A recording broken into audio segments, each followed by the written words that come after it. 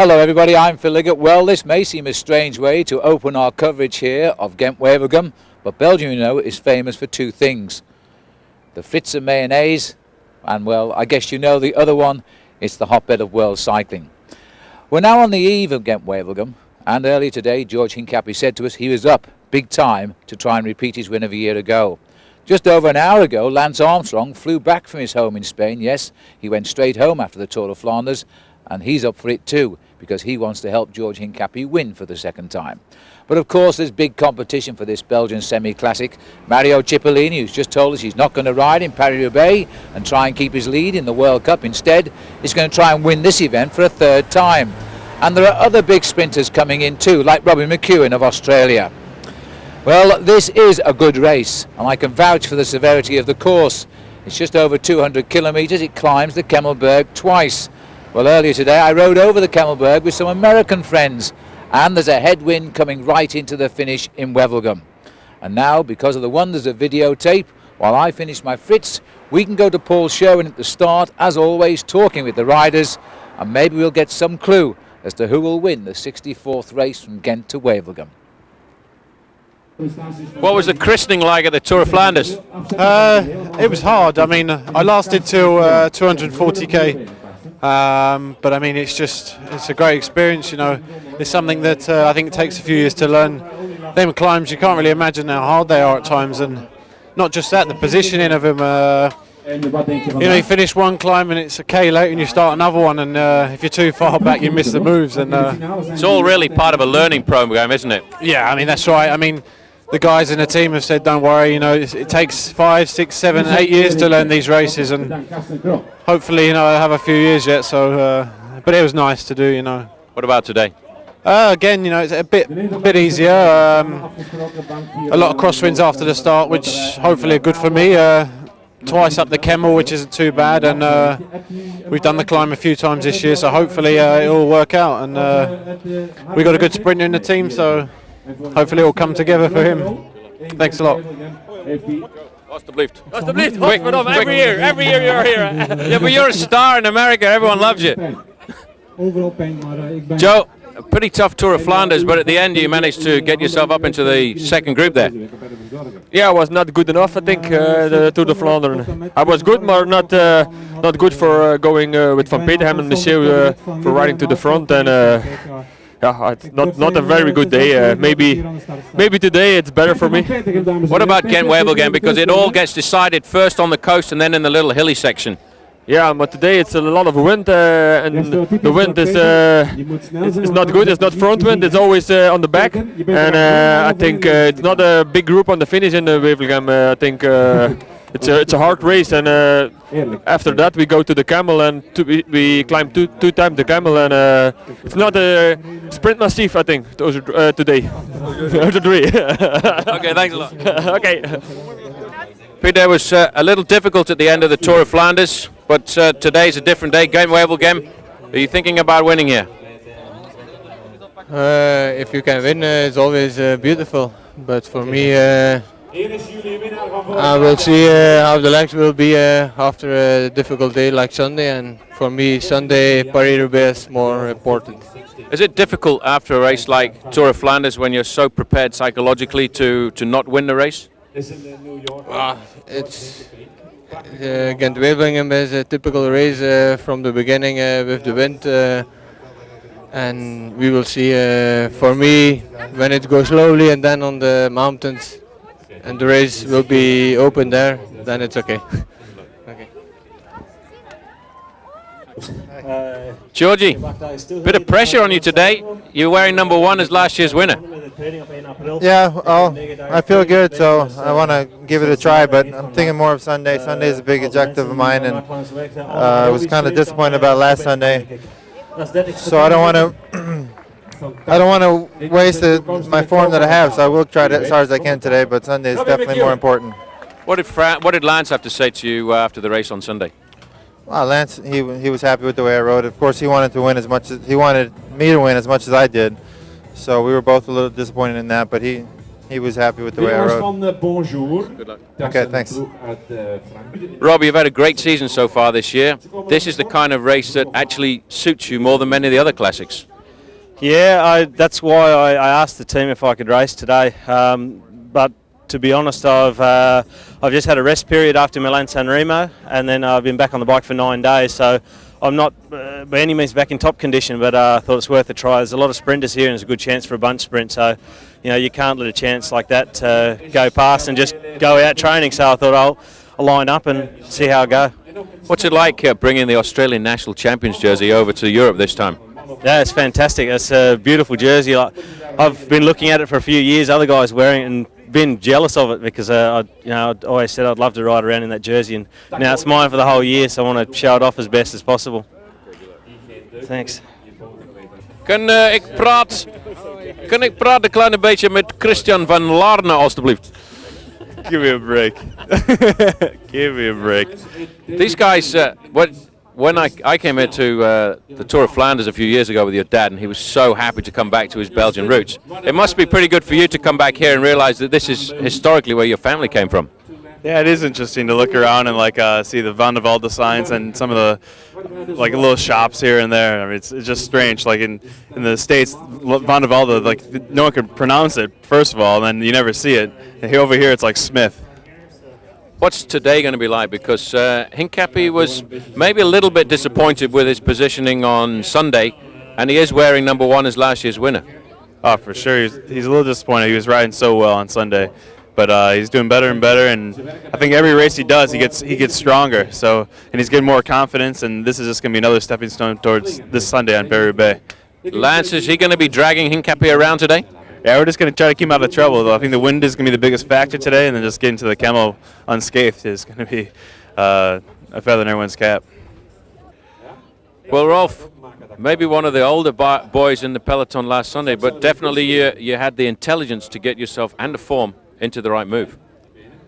Well, yeah, a lot of people say, yeah, I was there because of my experience, but you won't get first into Quatermont and Patersberg with your experience. Yeah, everybody knows where it is, and you have to have the legs to be there. And of course, then you are in a good position. But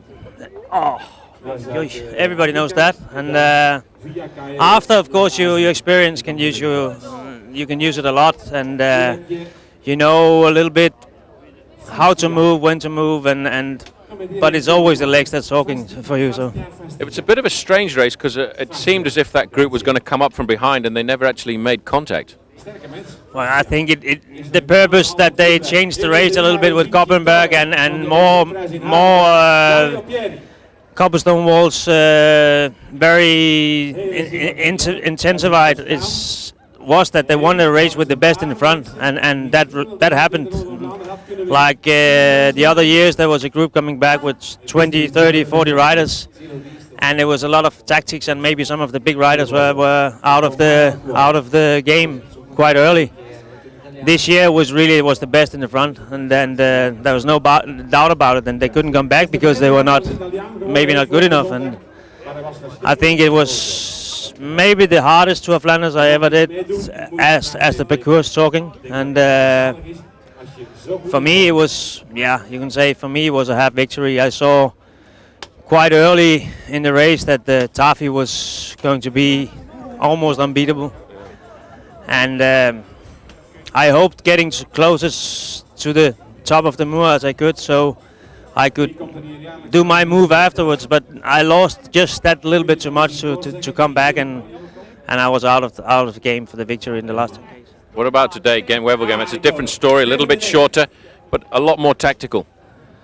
I think it's really, there's a lot of wind today, and you can't really see it on the television, but you have a lot of fighting going on quite early in the race. For the good position, and you have, of course, Kemmel is crucial in this race. It's not that you come into Kemmel and then you can gain positions. It's 2 minutes explosions, and if you don't have the right position, you're out of the race normally. Thank you. Quick. Ludo, Tour of Flanders is now behind us. Ghent Wevelgem is a different race. You're in good form right now. Any thoughts of winning today? Yeah, I hope I do a good final, and then we see for the victory. But for me, Sunday is more important, but also today it's an important race. Talking to most of the Belgians, they were telling me there's an awful lot of wind coming off the coast, so this race could split up more than normal. Yeah, of course. Also last year it was a hard race with a very heavy wind, and yeah, it's every year here, Ghent Wevelgem. Thank you. Lance, can I ask you 2 quick questions? Whenever you come to the races, it seems as if the team comes up a couple of notches. The guys are all pretty excited to have you here. Do you think George is going to try and go for the win today, or is he going to save something back for for Paris-Roubaix? I think I had that question as well. So I asked George last night, and he wants to race. I think he feels like he hasn't raced much this year. So any opportunity he can to be in a race, especially a big one like in Wevelgem, then he wants to be competitive. And so the answer is he wants to win again, but he also wants to win on Sunday. So he has enough time to recover from this 210 kilometers, and a victory today would be good for his morale also on Sunday. And what about for you? You came back to the Tour of Flanders last Sunday for the first time in a long time. Did you finally enjoy it? I definitely enjoyed it more than I used to.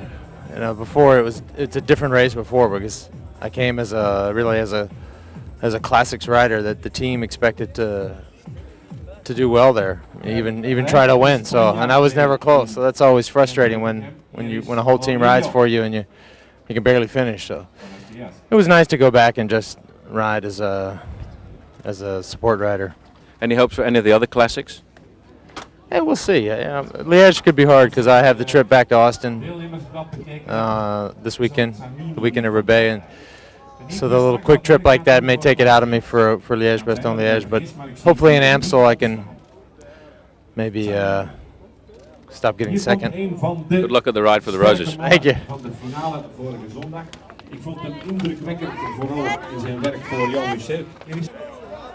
Kai, the form is good in the team. Maybe a little bit nervous though, because Erik Zabel is still looking for the one big win that he's normally got by now. Yeah, sometimes you just need the luck. In Milan-San Remo, he had a very good condition. Everything went well, and then in the final, somebody rode in his wheel, and then all the chances are gone. And right now, the team is not that lucky, but hopefully soon the luck will come back. And what about the possibility of Stefan Weissermann also? Yeah, he rode also as well a good Tour of Flanders, and then he crashed at the Koppenberg and had problems with his shoes. So they're always kind of bad luck, and hopefully soon luck will come. Thanks. Johan, it was very difficult at the end of Tour of Flanders for you. You were the man who really made the best attacks. Did you feel as if some of the other riders in the group didn't want to do enough work at the end? No, the 5 guys want to win. Everybody wants to win the Flanders because it's one of the most beautiful races in the world. So that's race. What did you feel coming up to the line and finishing in second place? Did you realize you had the power to win the sprint? Everybody has said after the race how I feel. Freddie, great job for the team at the weekend, but also keeping yourself high up in the World Cup standings. Yeah, we had a good race, you know. I think Johan was a little upset, myself too, you know. We really wanted to win the race, and a couple tactical mistakes on my part. I think Johan, I mean, what can you do? 2 Mapei guys has finished. Toffee was very aggressive. And team going to look after you today because you've got a good chance to win this. Yeah, you know, I mean, like on our team, we always count on our numbers. You know, we have Max Van Heeswijk also, so I think there's a couple of us that are capable of winning, and that makes my chances a lot better. It leaves me a lot more relaxed that I can count on my other guys, you know, being a player at the finale. So I think if it does come to the finale and I'm there, then yeah, I'm the man for the team. Thanks. Andrea Tafi.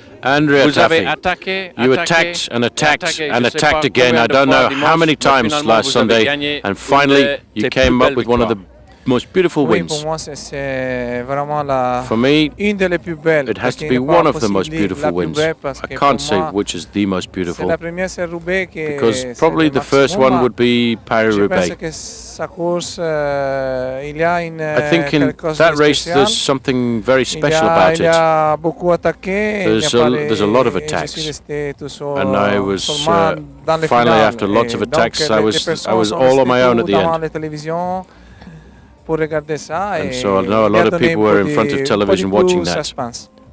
Il y avait 5 grands coureurs dans l'échappée. There were 5 great riders in that leading group, and you were a little bit tired. Escaper avant la fin. Did you think you could jump away? Moi, tout ensemble, nous avons travaillé beaucoup. All of us et worked dans les very well finales, together and nous a avons lot deux in the coureurs final de la même kilometers. équipe, moi et Nardello, et And nous Nardella and avons myself were in the same préféré team, attaquer and pour we could do ne nothing pas but just risquer keep beaucoup attacking. dans les sprinters. We didn't want to leave it up to the risk of the sprint at the end, attaquer, so we et decided après, just to il keep est allé attacking. bien. And Cette semaine après la victoire, vous avez this parlé week, avec Johan after Museeuw, your parce qu'avant, vous victory in étiez Tour of Flanders, équipier. have you had a chance to talk to Johan Non, Museeuw? il a vu maintenant, il a donné son main comme ça et maintenant, je vais Museeuw came up to me participer, and shook me by the hand, c'est la vie, c'est congratulated comme me, ça, but you know, life's like that. Et bon, j'ai dit que lui, c'est encore I pour said, moi for me, un grand champion. Johan Museeuw Et is a c'est- big ça, c'est champion. vrai, And that's et un absolutely grand true. homme. Et donc, je pense que le Belgique, il va And I dire think, Johan, merci, parce que Johan, The c'est- il a Belgians fait need to tout say pour thank you gagner very sa much course. to Johan Museeuw. Allez, merci. 25 teams, and they're going to pick up a tailwind almost from the gun. As always the case with these Belgian semi-classics, the Belgians themselves hold the records high. 44 wins for Belgium, then followed by Italy and Holland. Strange enough, those two nations also tying now in the Tour of Flanders after Andrea Taffy's victory there. 208 kilometres, the full route today. We go out almost by tradition to the coast, this time via Bruges, where the Tour of Flanders started, and then swinging round. They'll have a big tailwind on the way out. Very strong it is too, and there's a little indication of that. Look at these flags. We can expect a very fast start today. Well, Paul is now back alongside me in the commentary box. We're now looking out. We're actually moving on down to the finish in Wevelgem now, because this is where we pick up our commentary with Belgian television and Italian television. As we look down now, and I can tell you that off our cameras, this has been one sensational start to the race. Initial breakaway by Nico Ikut.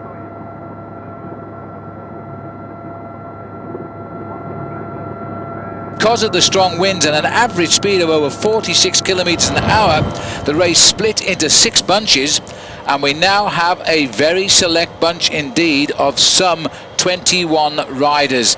And I can tell you straight away that George Hincapie is in this breakaway, and so too is his faithful teammate Tom Boonen, not Lance Armstrong. Eric Zabel is here, the sprinter Paul. Robbie Hunter is here, Robbie McEwen and Mario Cipollini. Now that would be a sprint royale at the finish. Well, most people would expect that to be a bunch sprint when it comes down to the finishing line, but right now all the big sprinters were very attentive when we got to the coast at the town of Muren, and the race there will actually split up into 6 separate echelons. Right now this leading group of 21 riders has an advantage of 1:14 over the main field, which has started to reconstitute itself, but we're now going into the very tactical part of this course. We're not far from West Outer, where these riders now in a few moments time will begin the climb of the Monteberg for the first time. They've got 8 climbs in this sector here before they then head up to the finishing line, and the average speed so far, you can see there, 46 kilometers an hour. That's not very far off 28-29 miles an hour. Absolutely, almost 30 miles an hour. The peloton at 1:14. I'm not sure how many's in that peloton. We haven't seen them at all. The pictures coming to us at the same time you are seeing them, and as far as we know, this group is pulling away, and I would think with the names that we have in this group, they shouldn't get brought back, because many of the teams have got the men in here they want. Johan Museeuw is also here along with his teammate, and there he is, Servaes Knaven, former champion of Holland. It's a very select group, this, and the first, well, it won't be the first selection, but the next selection should come once they're over the Monteberg, which is where we're approaching at the moment, and then, of course, we turn left and we're onto the Kemmelberg itself, first time up. This is going to be a very tactical race with so many sprinters now in this breakaway. One team's certainly going to have a tactical advantage over the others. The team of Domo Farm Frites, they've got Johan Museo in there, Servais Carnarvon, the winner last year of Paris-Roubaix, and Freddie Rodriguez, and one of the younger riders, Wilfred Kretschkens. He, in fact, will be a man who will do a lot of work for the team. This is not a surprise to see Wim van Zevenwant. He's trying to get clear off the front of the group here as we hit the Monteberg for the first time, hoping that he can take the left-hand bend into the Kemmelberg in first position. But the Kemmelberg is a climb that Johan Museo really likes and appreciates, and I think we will see big Johan come to the front and try and open an advantage here. So Van Zevenwant is trying to make the little move. They won't chase him down just yet. It's only a short climb, this on good road, but a nice springboard for the strong men. What they do face though, Paul, once they've completed their circuits here around the Kemmel, when they swing away heading for Wevelgem, they're going to get a really strong headwind. Well, it is a very difficult run into Wevelgem today, and it's almost a block headwind.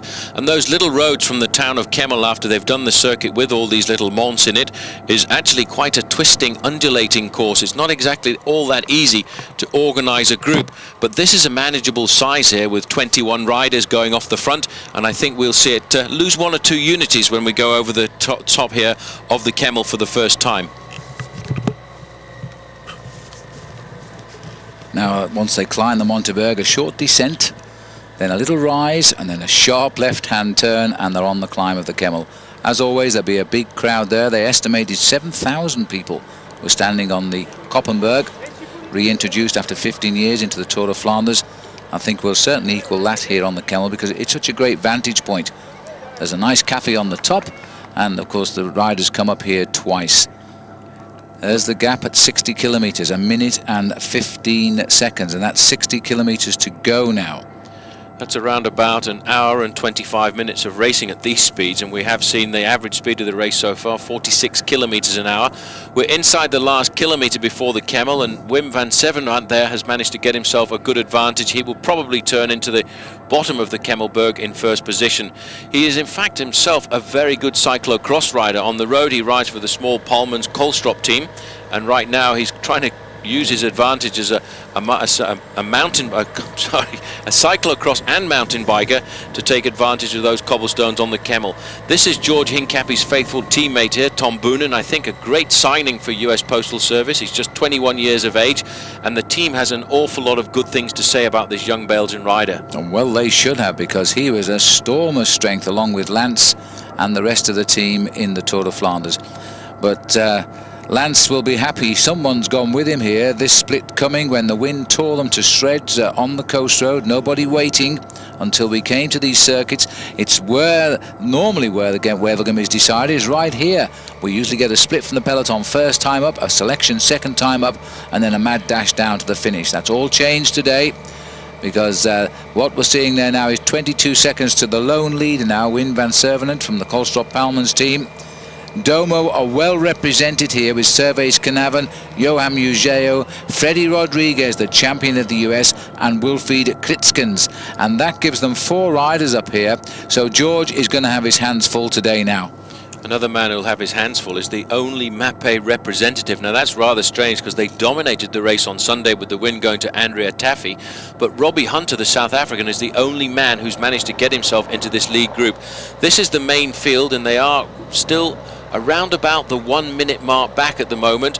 They're going to have a hard time when they turn into this, because I would think anybody who's missed that group will try and split off the front there. There's Stefan Weserman. He's riding a defensive role right now because Eric Zabel is one of the clever sprinters who managed to get himself into the front of that split. But it really was a tough man split when it formed, because the race literally exploded along the coast, as it always does. Very fast from the start because they had a 3/4 tailwind pushing them up towards the coast and Ostend. But after that, as they come back down here towards the climbs, you can see, in fact you can see the race is completely split up. This looks very much as if this is Andreas Clear on the front who's trying to set the tempo. Right onto his wheel there is Servais Carnarvon. Now the first time on the Kemmelberg, big crowd here. We're seeing the peloton at over 3 minutes already. They're not going to come back today. There is the leader who went clear on the Monteberg, still hanging on. This climb kicks again, just about where Wim van Zevenwant is as he moves round to his left. It'll kick again up towards the summit, and the descent is never for the nervous, although the conditions today are at least dry. Tom Boonen trying to hang on here as well and drive on. George hanging on to his back wheel. Nobody attacking this time up. They'll allow the momentum to sort out the weaker riders on the climb. There's the gradient, 20%, 1 in 5. Robbie McEwen pedaling a sensible gear there as he comes up. Just dangling at the back. He won't worry too much. 11 wins under his belt. He knows if he can hang on to this group, then he'll have a result down in Wevelgem. Well, this is a good situation for Robbie McEwen at the back there, because although he had a brilliant start to the season, he's actually just coming into this race with 10 days off the bike. Well, off the bike, I should say, from racing, but he has been training, so his form might not be super, but if you get into a breakaway like this of 21 riders, then you've got a chance to hide away and keep yourself out of the wind. Hincapie was looking very comfortable at the front there, just accelerating, but this time the Camel hasn't made a super big difference. Hardly any damage done at all there. There's Van Dijk, who was the rider from Koolstrop, on the front, trying to discourage the chase down of his teammate. McEwen last over the top. I'll just give you a quick rundown of the names. Hincapie, Tom Boonen, Andreas Clear and Eric Zabel of Telecom, Robbie Hunter of Map 8, Gorik Gardine, Hans de Klerk and Art Vierhouten and Robbie McEwen, all of Lotto. Wilfred Kretskin, Servais Canavan, Johan Museo, Freddie Rodriguez, all the same team there, Domo. Then Paul Van Heeft is in there with Tristan Hoffman, his teammate. Martin Vastier, Mario Cipollini is isolated here, Jean-Patrick Nazon, and Frank Piccoli from Crédit Agricole, Van Dijk and Van Servenant from the Palmans team. They're the leaders. Now this is the descent. As we swing back to the chase group now. Now they're at around about 1 minute and 15 seconds just now. The main peloton are even further back. Well, if anybody wants to make the junction, this is the time and this is the part of the course to do it. You need to force a group of 5 or 6 riders off the front, work hard around to the Monteberg and Zwarteberg again, with the hope of trying to make the connection. This is a very difficult part of the course because, in fact, at the moment, the big teams have got the riders in that leading group that they want to. So I can't, for the moment, see really who wants to try and get across. Stefan Weissermann here obviously thinks he'll have a try on his own. So it's surprising to see him do that move right now. He's obviously just trying to see what will happen as they go down this very dangerous descent off the Camel. It's around about 22% the grade as you go down here. And I can tell you one thing from experience. Riding down this descent, Phil, your eyeballs are almost moving up and down in your head, and it's very difficult to keep focused. Well, we were actually riding on here only yesterday, and even when it's dry conditions, it is frightening to go down at speed. Anyway, these are the riders now making a clear descent. There's the back of the peloton as they get shaken to blazes going down the hill here and hang on as best they can. Looks like Matt White at the back of the group there. Meanwhile, these are the 21 who shaped this race in the 100th kilometre, and we're now something like 57 kilometres to go to the finish. 208 kilometres the complete distance this time around. Seems as if the pressure's gone off just a little bit right now. Everybody was wondering how they were going to get over the Kemmelberg for the first time. They've got a fairly large circuit now of about 15 kilometers before they come back to the Monteberg and Kemmelberg again.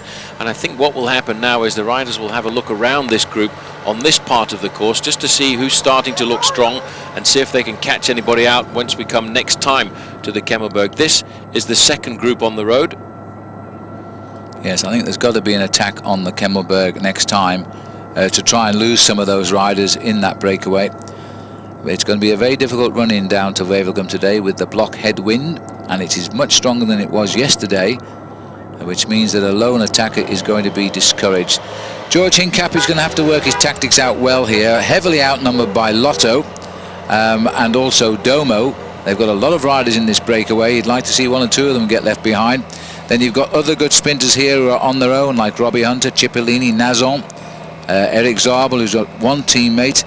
So this is going to be a very tactical race over this last hour, I think. 56 kilometers to go. Sitting there at the back at the minute for Lotto, Hans de Klerk, keeping an eye on Big George, who is so up for it today. He wants to repeat his victory. He's saving nothing at all for Sunday's Paris-Roubaix. It's hard to imagine, but I think he was quite disappointed with his ride in Flanders, only finishing 4th of 4 in that breakaway. He wanted to win, but you know, that was his best ever place and equalled his best ever place in a World Cup event, and of course his best finish in Flanders. One good question put to me by one of the Belgian commentators was the fact that Johan Museeuw won the sprint was brilliant, but in fact if they'd been sprinting for first place, and I have to agree with him, I don't think George Hincapie would have sprinted in the same fashion, because sprinting for the win is completely different to sprinting for second or third place. George, I think, psychologically had given up at that point. He'd psyched himself so much to win the race that second, third or fourth meant exactly the same thing to him. Yes. Sean Kelly always used to say when he rode a time trial, if he started the time trial in the chance of a podium finish or in the leader's jersey, he went infinitely faster than if he was just riding for a place. It does have that effect. And this looks like the second group. It's a fairly large group here who've come over the summit of the Kemmel. A couple of big teams actually have managed to miss out on that leading group of 21, and this is one of them here, the white jerseys of Faso Bortolo. Their man Fabio Baldato must have been thinking he had a good chance of getting the win today, because they also have got Alessandro Petacchi here on the start line, so they too will try and stir it up at the front of the main field and pull it all back together. But in that leading group of 21, I think we will see a good battle between the two Belgian teams, Lotto and Domo Farm Fried. Museeuw in his last Classics campaign right now, because almost certainly he will retire at the end of this season. He'd like to get himself a win before he goes to retire from the sport. And if it's not today, well, he'll certainly put everything on the line next weekend when he rides in Paris-Roubaix. But for the moment, with the strong team that he's got round him, you can't count him out from the win today. But maybe after the work that was done by Freddie Rodriguez for him in Tour of Flanders, he may well reverse the roles, because it seems as if Domo Farm Fried have got a lot of confidence in Fred this year. Well, Fred's riding like a different bike rider, that's for sure. His second place in Milan will be the best tonic he could have possibly have had. And now I think we're going to see this man become a real top bike rider in the next season or so. Talking to those riders from Faso Bortolo, Paul mentioned Fabio Baldato and Alessandro Petacchi. Between the two of them this year, they've had 14 wins and the season's hardly begun. And they've made a classic mistake today, because when you race in Belgium at this time of the year and you know you can feel the wind at the start, you must expect the race to begin quickly. And they've made a classic mistake, and I don't know if they can come back. The only chance is, Paul, once they get round the mountain again, the headwind and the tactics involved in the front group might actually prove to be their downfall. Well, it could today. You can see is the main field right now, a little bit further down the road, and I think that could be the situation, because Faso Bortolo is a very strong team. They've got some brilliant riders on the start line this morning. Not only two men that could win in Baldato and Petacchi, but also strong men as well, like Michele Bartoli, Sergei Ivanov, Dmitry Konishev, Denis Zanet, Roberto Petito. If they decide that one of their men has got a good chance and they come out of this hilly section with around about the 1 minute mark, then they could organise themselves and pull it all back together. And they'll get some help too from these guys in the orange, white and blue jerseys of Rabobank, and quite possibly, as we can see now, some help coming too from Mappé, who still feel that Tom Steels has got a chance of winning. But I think Mappé, in this occasion, maybe should back off a bit and give Robbie Hunter a chance, because we've seen that man racing since the start of this season, and he too, with the change from Lamprey to Mappé, has also become a different bike rider. Yeah. Well, the man from Phonak we saw go back, Matthias Buxhofer, is riding very well this year, and that's a revamped team. It's got some good bike riders in it now, and it's a challenge. It was just another team out of Switzerland last year, but now it's a serious team in the game. And looking here, it looks to me as though this chase is beginning to get a little bit organised, and the gap is hovering at around about 65, 68 seconds. But this could well be brought back, because a lot of teams seem willing to have a go now. Danilo Hondo there. He's the replacement for Eric Zabel if this race would all come back together, and Eric wasn't feeling on the top of his condition. The man that many people feel is the German heir to Eric Zabel's throne, but he has spent a lot of his career so far looking after Zabel when it comes down to the bunch sprints. But we have seen him performing absolutely admirably when given his chance to come up with wins himself. He's a good bike rider, and at the moment he's just sitting in the back of this group as we look here at the main field, or what is left of the main field right now, hovering just around the 1 minute mark behind the leading group of 21. De Kleite is where we are now, and again they're just nosing out another second off this bunch, who are not yet quite organised as they would like to be. Bram Schmitz from the Bank Giro Lottery team was at the back there, 243. One or two of the smaller Belgian teams are given a ride in this event, which is always nice to see. The organisation do remember that the lesser teams want their chance to show themselves in a classic race in their own country. And people like the RDM Flanders, the Moldux Ville de Charleroi and the Bank Giro Lottery squad all got teams in today. Well, it's all down to Fassa Bortolo then to try and bring this back, because and Lampre have also missed out. They're in third here. There'll be no help from the Telecom rider in second. And at the moment they've pegged now. They did begin to close, and I thought that they might start coming back, but they're going to have to be content just holding on just for now. As the leaders, 21 of them still together. The breakaway that started the move today was Nico Ikut. Got up to 4.5 minutes, but then the race split in the echelons on the crosswinds, and Ikut hasn't made this leading group. Looks like one of the US Postal riders off the back of the group there, just trying to reintegrate. We hadn't seen Lance Armstrong at all in that leading group there, and I wonder what he's thinking about his return to this kind of racing, because over the last couple of years, Lance has ridden specific kinds of classics, and these kind of classics, the Tour of Flanders, the Ghent Wevelgem races, the races in the north, are very much affected by the wind, and it's a technique that you have to learn to ride in these echelons and crosswinds. Some riders find it very easy indeed, because they just slip in and they hardly use any effort at all to stay at the front end of the echelon. Other riders have to work at it, and when you've not done it for a couple of years, it is rather difficult. But when your name is Lance Armstrong, you can usually get into the echelons just by touching shoulders with the guy next to you, and the guy says, "Oh, I don't want to knock Lance Armstrong off," and he just opens the door a little bit. That's absolutely true. Well, we're running approximately 11 minutes ahead of the expected arrival today. That's how much quicker they've gone, but they'll slow down a bit once they pick up the headwind on the run in towards the finish. 50 kilometers left to race. The speed they've been going, that's just over an hour's riding, but it will change. It'll take them a bit longer than that as they now try to sort themselves out here in this group. Minute 17, Paul, so it is beginning to stretch out to a nice distance again. All they need really is that leading group of 21 to start making tactical maneuvers, tactical misses of turns at the front of the group and losing their tempo just a small amount, and that gap will come down very dramatically. For the moment though, you can see in this second group on the road, they still are pretty much under pressure. That is one big long line at the moment. The speed averaging 45 kilometers an hour for this group. Daniel Nardeno is one of the other riders who's missed out today. I think maybe after their big win at the weekend, maybe Mappé are just taking a back seat for the moment, trying to recharge the batteries before they go for the big assault again in Paris-Roubaix at the weekend. It's a race that in the past has been openly dominated by Mappé. Last year they were completely absent from the front end of the main field, and maybe now they're just trying to get themselves into a position where they'll try and dominate in first, second and third position as they did in the past. But also looking at the way Domo Farm Fritz are riding today, they are a team that is perfectly ready, I think, for Paris-Roubaix on Sunday. Riders swinging on to on the Route Nationals 315, and there's a list of all the riders who made this breakaway. And two of the teams have scored heavily here, Lotto and Domo, putting 4 riders apiece into the move. And that's not going to be good news for George, I don't think, but at least he's read the move correctly and used his strength. He's got fabulous form right now. 2 riders from the Koolstrup-Palmans team near the end there. Gap still stretching out, and look at this, the work being done here by Tom Boonen. I noticed him this morning, Paul. The crowd were mobbing him for his autograph, and all because of his super ride in Flanders. He's also, considering he's only 21 years of age, he's already got a lot of confidence riding with the big guys too, because you saw how he was circling his hand there just at the front of the main field. He's trying to organize everybody into 2 lines to make sure that everybody in this leading group of 21 works together.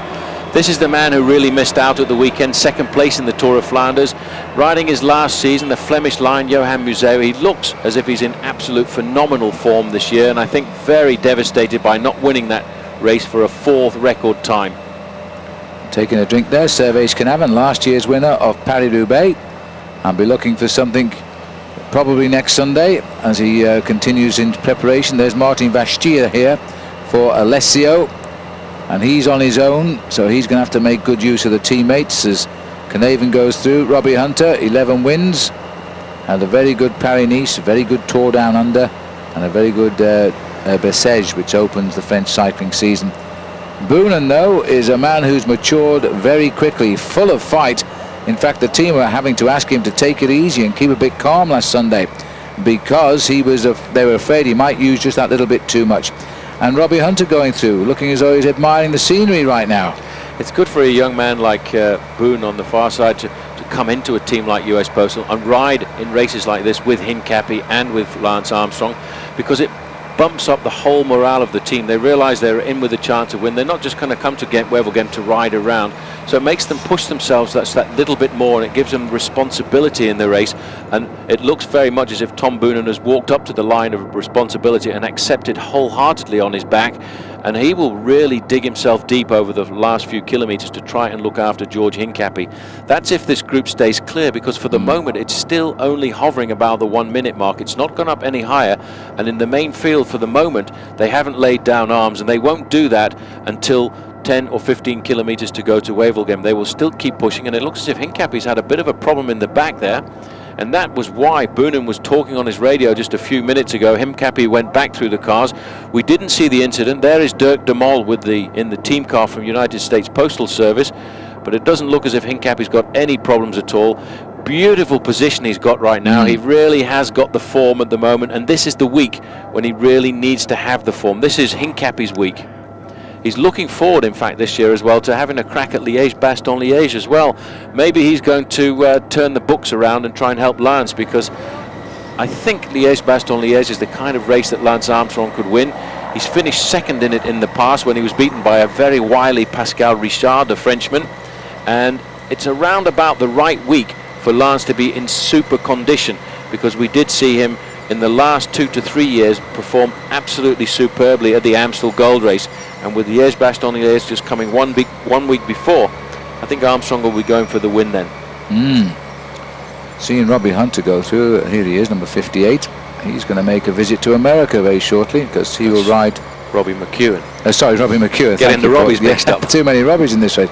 Yes, Robbie McEwen is going to go to Philadelphia and take part in the Pro Championships there this year. Lotto said they want to ride it because it doesn't clash this year with the Giro d'Italia, which is very good for everybody. So that's something to look forward to. And he's been brought in at the last minute for this race, and clearly the team knew something, because he's looked for the move today and he's put himself in it. This year too, Robbie is riding a much different bike rider, not just a sprinter. He actually won the Australian Championship by having to ride alone to catch the lone leader and then beat him, which took a big effort and a big decision by the man we always think is a wait and see what comes out in the sprint situation. Well, Robbie is riding now, looking for the moves as well as the sprint victories. Now there's the other Robbie, Hunter, in second place, and he's promised us something big, and it could well be today. This is Van Dijk on the front. We're now coming through the town of Westouter, and they will start to climb the Zwarteberg, the Black Mountain. Yeah. Over the summit of that, they hit the Rodeberg, the Red Mountain, and it's off then to go over to the Monteberg and the Kemmelberg for the final time. But now you can see these guys backing off just a little bit. It is getting tactical in this leading group of 21. They're all now thinking of how they're going to make the decision. They're not happy with having guys like Hunter, McEwen, Mario Cipollini, Eric Zabel in the group. So the guys who are not sprinters, in the back of their minds now, are starting to think of how to split this group and maybe get rid of the sprinters. Well, it's a big decision this for the race referees too, because they've got a lot of team cars in this gap now, and as you can see, it's only 66 seconds. They're going to have to make a decision soon to stop those vehicles. Now once they stop the vehicles, of course, the bunch will think they're going to make the break. Domo have got the men organised. Cipollini is tucked in there nicely. Doesn't look at all under pressure, Paul. In fact, I believe he went to the chiropractor just after you yesterday. Yeah, he did. He went to a chap called Meersman, who's from Wevelgem, and a lot of these bike riders go to see him. And Mr. Meersman was saying to me, if you want to put a bet on the race today, he says, look after Mario Cipollini, because he's in absolutely superb form. Mind you, this week it's been a fashion show as well for Mario, because we saw a picture of him in the newspaper just a few days ago in a complete leather outfit plus a trilby. He was going to look at the race finished for the World Championships in Zolder. But you know, Mario is a superstar really over here in Belgium. He's such a character, and I think the crowd really love him. And he today, I think, would like to get himself a victory, because he's not riding Paris-Roubaix at the weekend, and neither is his team. Look at that now, down to 61 seconds now. So this messing about is going to destroy this breakaway if they don't come round to that way of thinking. One of the team cars back there, I must have the face looks familiar, but I can't nail it. Well, I thought it was Andre Schmil to begin with, but looked just a little bit too relaxed. Could have been. Well, Andre Schmil, who was expected to go out on a crest from a long career here, having crashed on the descent of the Kemmelberg in the tour of 3 days of Depana. So he's out at the moment with a broken, I think it's a broken wrist, is it, sir? Well, it was a suspected broken leg there, but in fact it wasn't broken, and we do believe from the Belgian newspapers that he actually has started walking again. There is a rumour around he was supposed to finish his season, or his career I should say, after the Classics had gone by, but in fact he's now talking about riding right through to the World Championships, which are in Belgium this year in Zolder, and that would be one for the books if he was to win the world title, then retire with the rainbow jersey. 43 kilometres to go, and the gap is down to 56 seconds. I suspect the cars have been pulled over. No, they haven't. Well, they should be, because on a climb like this it could spell trouble for the race. It's quite a long tailback of team vehicles here. 55 seconds now at the difference between the two groups. So it's been a struggle for the boys at the back, but they might well be coming back here. Somebody at the back has got to try and do the springboard act as they get onto the Kemmelberg second time. Once over the top of the Kemmelberg, then it is going to be everybody for themselves on the way down. Little bit of mechanics on the road here for Arie Vierhouten from the Lotto team. Good time to get it when you're going uphill. Well, he must have changed his machine at the moment, because the mechanic there is trying to put the saddle up, and if we can just get a quick glimpse at his bike, we'll see whether or not it's got a race number. That's always the telltale sign as to whether a guy has changed his bike. It's always difficult in the early part of the season too. Guys are trying to alter their position just a little bit to try and find out what the most ideal and most comfortable position is on the bike. But when you're in a leading group of 21, that's certainly not the time to experiment. And of course the commissaires will be watching this very carefully to make sure that it is a legal manoeuvre, not just a tactic to give the guy a break at the back, but I think this one is legal. And he looks as though he's okay. And I think, in fact, he has changed his bike here, Paul, and he's still not happy. Oh no, there is a number on that, I think. Looks as if there is there, but certainly a bit of chaos here. There is Freddie Rodriguez, a great start to the season for him too. Hincapie now up into second position there. I think these guys will just survive to the Kemmelberg next time, and then we will see a vicious attack with the possibility of splitting this group in half, and the attack almost certainly will come from Johan Museo. Museo loves this climb of the Kemmelberg. We've seen him so many times over the last 10 or 12 years try to blow this race apart exactly on that final climb. But then today, with this headwind, it's going to be such a long, hard ride up to the finish line in Wevelgem.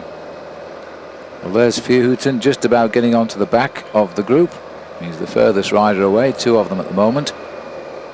And it's a lot of work being done, particularly by Tom Boonen here. 39 seconds.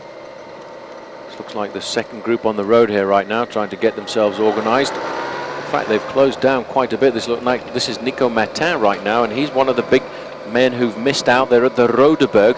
And in fact, it looks as if one or two riders have gone off the back of this second group on the road, and they are starting to close in. So it's going to be touch and go whether or not this second group on the road right now can integrate the leading group of 21 when we get up to the Kemmelberg next time. These are the leaders. Well, they think they can, judging by the way Martin was working there.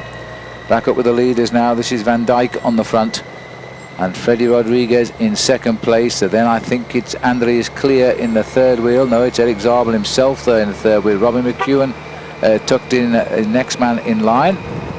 And this is still a group with those willing to work, but there really is now another group not very far behind, and it's very bridgeable on the last climb of the Kemmel. Man in the white jersey there just behind Robbie McEwen, the Australian champion, is Frank Pencoli. We've seen a lot of him over the last couple of days in these one-day classics. And there is Super Mario Cipollini, not riding his World Cup leaders jersey today, but what a magnificent tunic that was at the weekend. And I think he really enjoyed being at the start of the Tour of Flanders as leader of the World Cup.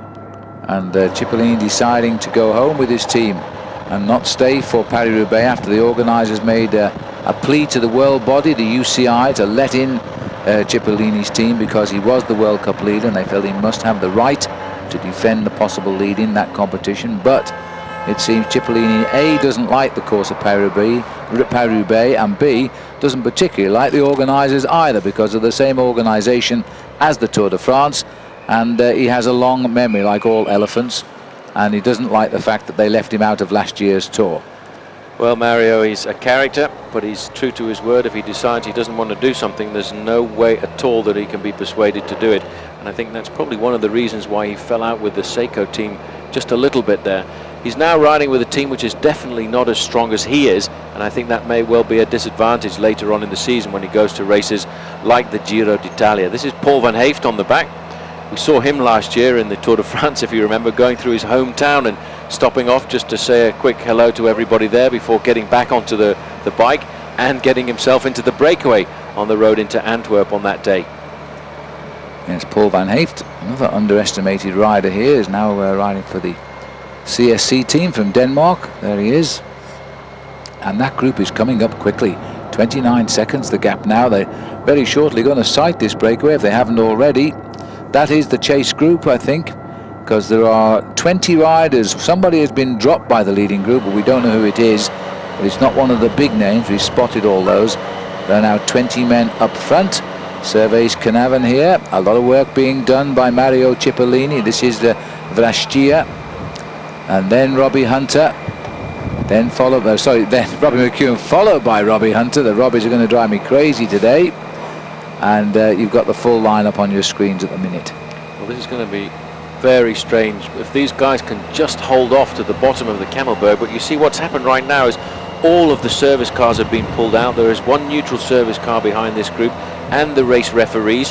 What these men have got to do now is just keep the pressure on enough to make sure they don't get caught just before the bottom of the Camelberg, because if they do, it'll be total chaos as the group from behind catches them and everybody's trying to position themselves going into the Camel for the last time.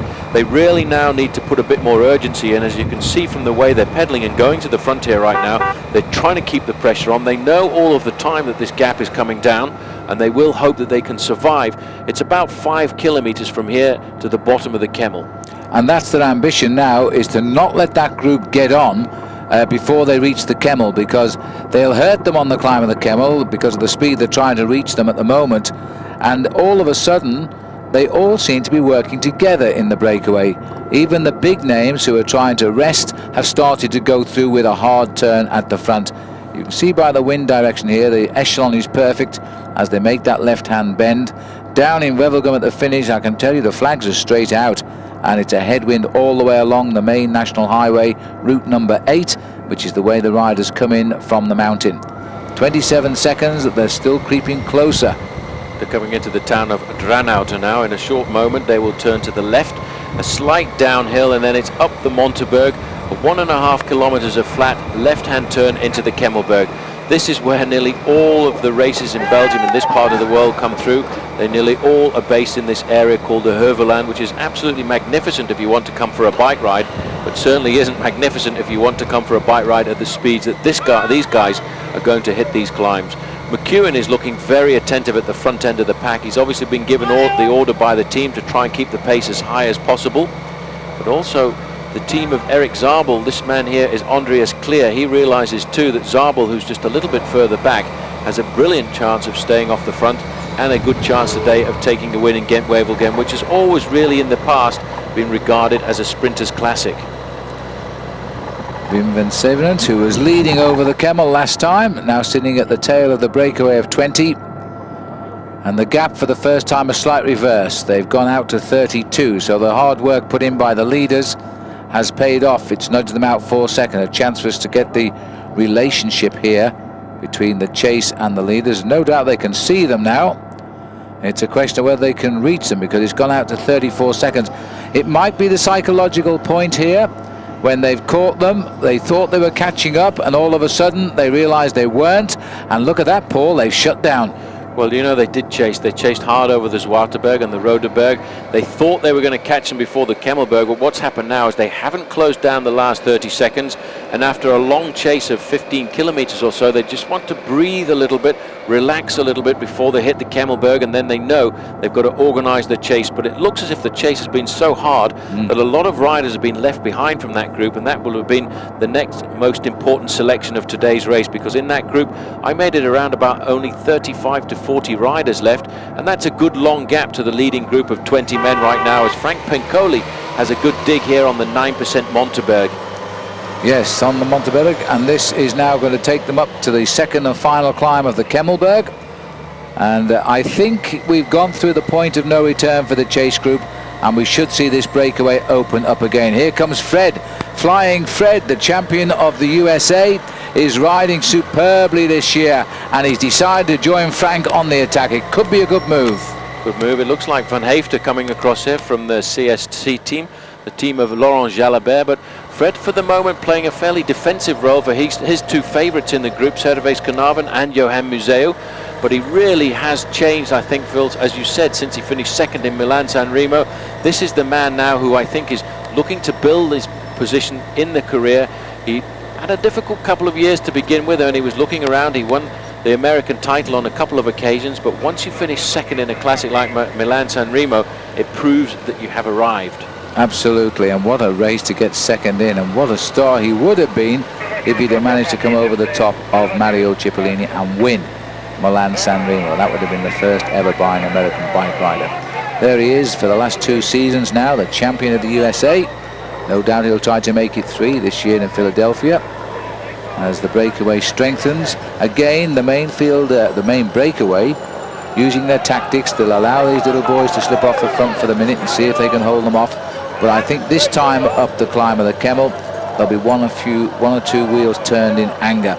They can't afford to let that chase group latch on over the top of the Kemmel, because they won't get rid of them again all of the way to the finish. The hills are largely behind them, although there's 1 or 2 little rises, but the big enemy to everybody will be the headwind. Well, this is the last big climb of Ghent Wevelgem now, and around about 1 kilometre they'll take that left-hand turn. You just got a chance there to see what a brilliant workhorse this Tom Boonen has turned out to be in these early season classics. And riding like this for a team early on in your career, you learn an awful lot. You learn how to position yourself, you learn how to position your leader, and if you are going to progress later on in your career, these are the kind of lessons that you have to learn early on, because when you do progress and become a super champion, you need to ask the guys who are helping you in future careers to then move forward and be in the right place at the right time. Let's have a look at that attack one more time. This is the move of Pencoli coming out of the front of the gap, and almost immediately Freddy Rodriguez was riding at the front. He's out of the saddle, doesn't even think. He knows there's no Domo Farm Freaks rider there, so he's the one who has to go. And a nice move too to try and thin the group out. Very determined effort when he made the jump. Now he's got himself some partners up here for company. Joining him there is Van Dijk, making 3 riders up in the lead.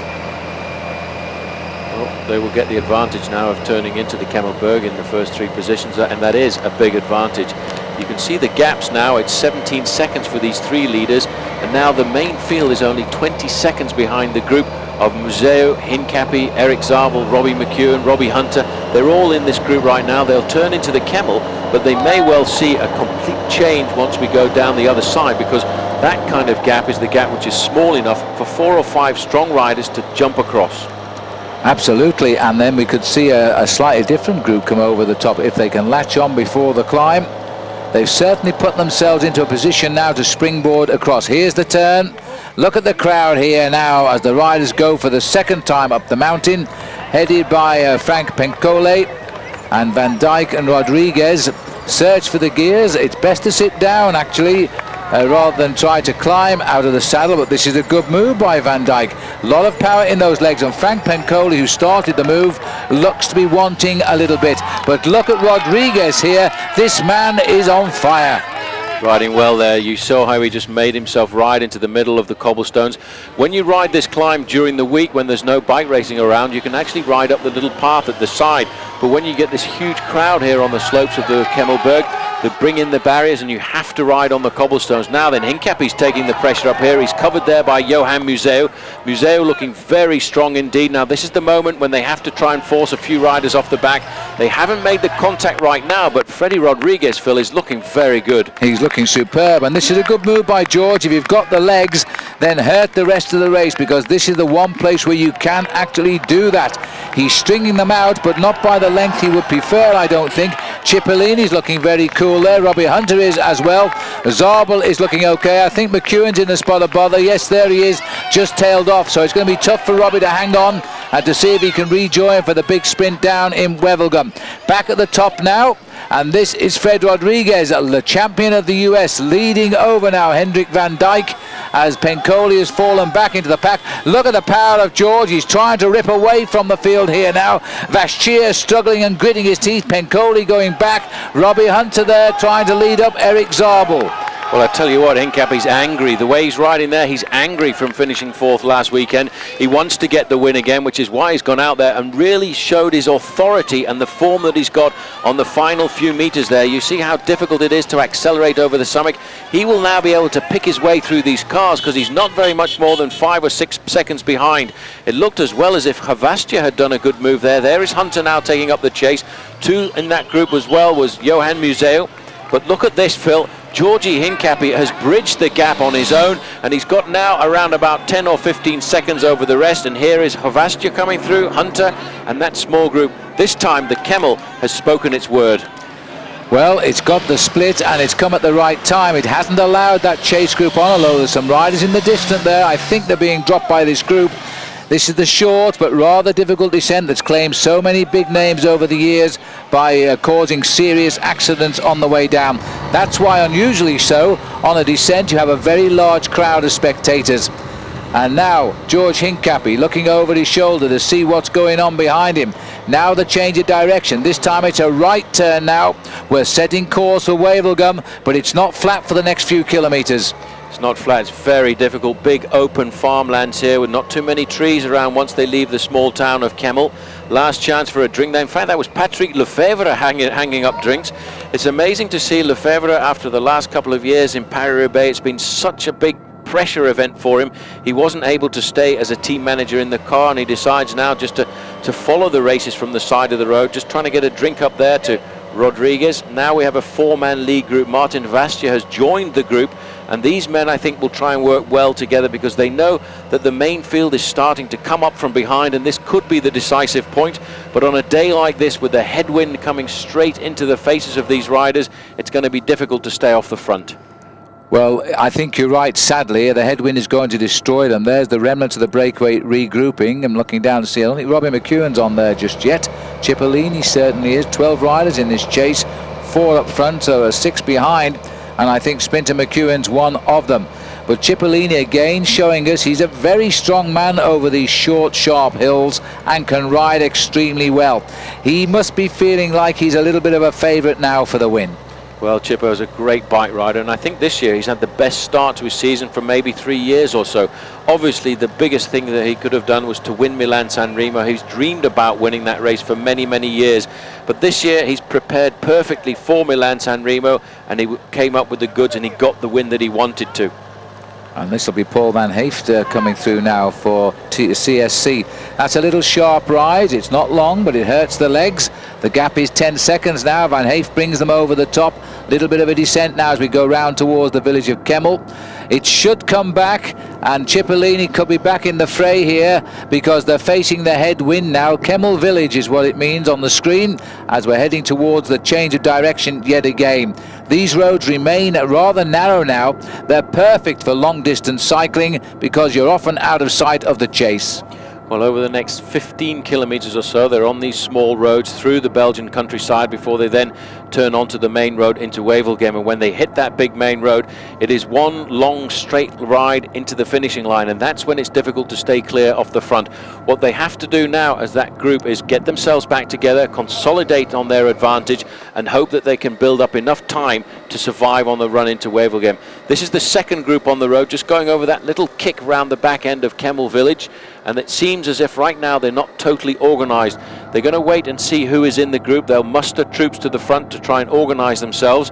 But the big team, I think, who did want to try and organize the chase a few moments ago, Faso Bortolo, seems to me as if they've lost 1 or 2 riders from the group. Certainly a lot of the impetus has gone there, and those lone riders down below could well be Robin McEwen and a couple of other stragglers from that leading breakaway. Also Art Vierhouten was in that group off the back. We're back with the others now, and they're slowly bridging and almost across the gap. I think they'll join on here at just 20 miles left to go. And the man at the back, 151, will be starting to wet his lips and think that this could be his 3rd victory, and he'll join the record men. Well, Chippo's a great bike rider, but he's got to be very attentive right now because you can see all these little attacks and splits. There's nobody working right now. It's a scramble to try and make the junction with those 4 riders at the front. That's about to happen right now, but because of the situation in the race, the 4 men will ride as hard as possible because you can get so close in a race like Ghent Wevelgem and never be able to nail down the last 40 or 50 meters. You see how those 2 guys, they almost got across. They've sat up now because the effort was too hard into the wind to make the contact with the leading group of 4. What's going to happen now is somebody else will try and go. And watch out for Johan Museo there because he's brilliant at leaping across gaps when everybody else is tired. Yes, there's a little bit of a switch back here. We've got to watch these roundabouts. They're tricky for the bike riders, and Bashir went over the top and held his bike together quite well, I think. Back with the 4 leaders. There aren't many of them. That's one thing you can do when you don't pay for your own wheels. And so George Hincapie's done it all right. He's taken the race to them. But I think on this occasion the headwind is spoiling the run-in. There they are, the 4 leaders. Here come the 12 chasers. And we're going to have 16 very elite men. And apart from McEwen, I think all of the sprinters have survived the rigours of the Kemmel. I'll tell you one thing, you can see just how hard it is to close down that gap. It's 150 meters right now. We've got big names in this group. And now look out, Chippo is going for it. This is brilliant to see Chippo actually leap off the front because normally Cipollini has been reproached on many times in his career for being a man who sits in and waits for the sprint. That is seriously taking responsibility. Hunter now goes. Well, what a position by Hunter. He's an amazing manhunter, but if Cipollini attacks in a group like this, then that is saying to everybody, I have the form and I have the condition. Everybody else, I think, is being washed away. We're out to 61 seconds now to that group of some 25, 30 riders behind. They'll have picked up Robin McEwen. I'm pretty sure of that. McEwen's got no chance of reaching this group now in the headwind. And talking of having no chance, it's being a pretty hard job here too for Mario Cipollini to catch up. You know, he sensed, there's the attack again, Paul. He sensed that there was a possibility that those 4 were going to keep on holding their speed. And these guys all trying individually is not a big good idea, and he's going across alone if he can. Well, he felt the impetus going out of the chasing group, and that is when it's very dangerous because a leading group of 4 like that can open their advantage to 30 or 40 seconds, and that's all they need. That's why Chippo went. He really put himself into the red there, but he's done it. He's made the contact, and this is brilliant to see Cipollini. He's a reasonably mature rider right now. He's maybe got 1 year left in his career, and making a move like that just proves that Cipollini wants to win today. But they'll look at his presence in this break and they might think it's not worth progressing with it now because they've taken the best man at 29 kilometers to go, and there may be a decision to sit up and let the others come up to confuse the issue if they know he's there. They'll give him a few moments right now to get his breath back. You could see the face on Chippo for a few moments ago. He really pushed himself into difficulty there. He was out of breath when he got there. He'll try and recuperate for 400 or 500 meters, but that was the right decision. Look at amazing. That is an amazing gap that they've opened now. This is a long, straight, exposed road just for a few minutes. 17 seconds is the gap now. It wasn't as much as that when Chippo jumped across. And there's a lot of confusion here. Museo was in the best position to see the attack and chose not to go. Now also Tom Boonen sitting at the back. No reason to work anymore. Eric Zabel must be wondering with his arch rival up the road. Just puts it all into perspective when you know how well Robbie Hunter, the South African, is riding right now. He leapt across the gap there to try and get onto the wheel of Mario Cipollini. At one time, there was 40 meters between the leading group of 4 and Cipollini, 40 meters from Cipollini to Hunter. Hunter just could not close that gap despite the sprinting ability he's got, and now he's back in the main group. And there he is there in front of Frank Piccoli. And there's a message, a telephone call coming there by the look of it for the Lotto rider. It's a minute back to the peloton. They're holding the actual second group, but the 5 leaders are beginning to nudge out. This is the composition now of the chasers, the remnants of the original breakaway. Hunter made his move and couldn't bridge the gap and has gone back into this group. Frank Piccoli, who started the move on the Monteberg, also put back in his place. And we have a very select 5-man breakaway now. Probably Hendrik van Dijk is the unknown, the weaker link. There he is, number 197. Look at this, Hincapie is very powerful here. He's so strong at the moment. Hincapie's gone through to do his turn there, and everyone kind of looked the other way and said, oh, I really don't want to follow that wheel at the moment. The man who did follow the wheel was Havastia, the rider from Alessio, and Cipollini took up the chase pretty well. But it just goes to show how well Georgie Hincapie is going at the moment. And I have to think in the back of my mind, I wonder if George had taken a bit more responsibility in the Tour of Flanders.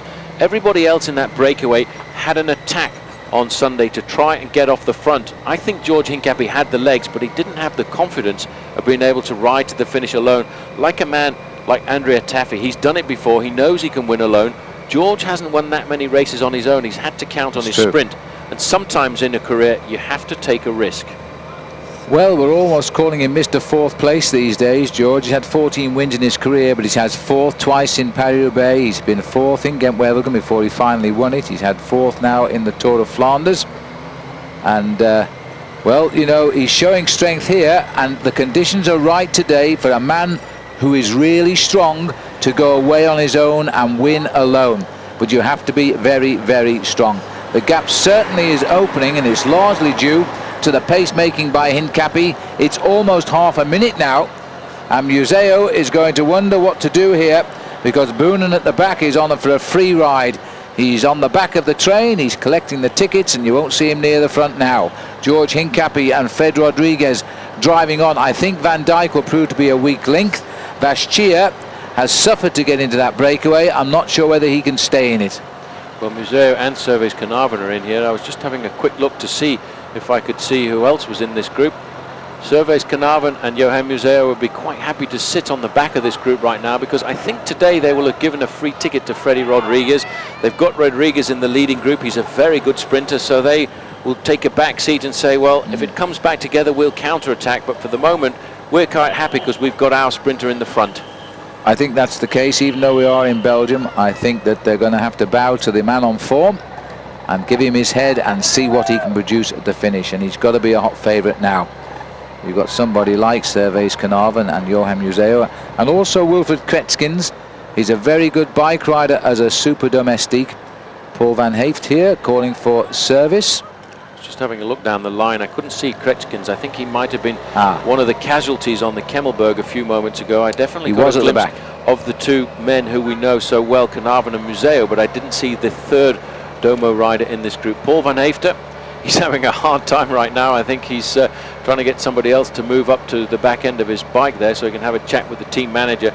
Tristan Hoffman should still be in here as well for CSC, but there isn't a group of there isn't a team big enough to organise a chase. We can see the pink jerseys of Eric Zabel coming to the front, and this has been the situation before in Ghent-Wevelgem for Eric Zabel. He's been in a situation where he's been trying to close down the gap to a small leading group, and he hasn't had enough teammates around him. I just hope that the little horse is not down the road here as he was a couple of years ago. I'll be too old and too slow now. And I wasn't referring to Eric Zabel, of course, because he's still riding fantastic.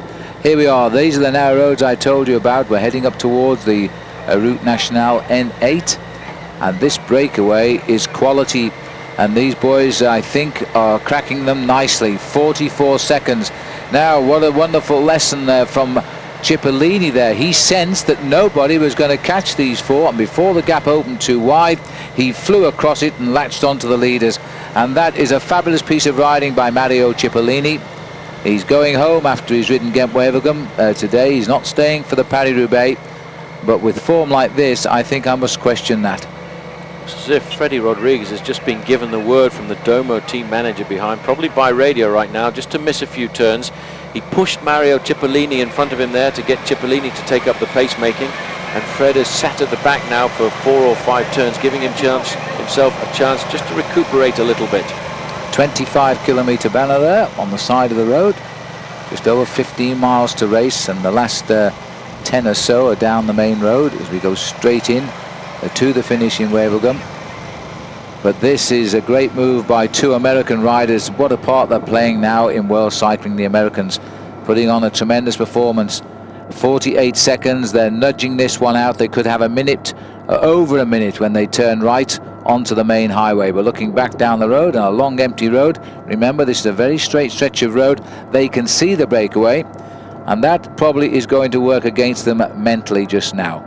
That's the tough part about these races in Belgium right now, because what does happen is you can see a rider or a group of riders who are 30 or 40 seconds in front, and it doesn't seem really like very far at all, but you just cannot close 1 meter of the distance between yourself and the breakaway, and that really does start to break your heart. Well, that breakaway has lost its power. There's no question now. They may as well wait, because the group behind, I think, will catch them.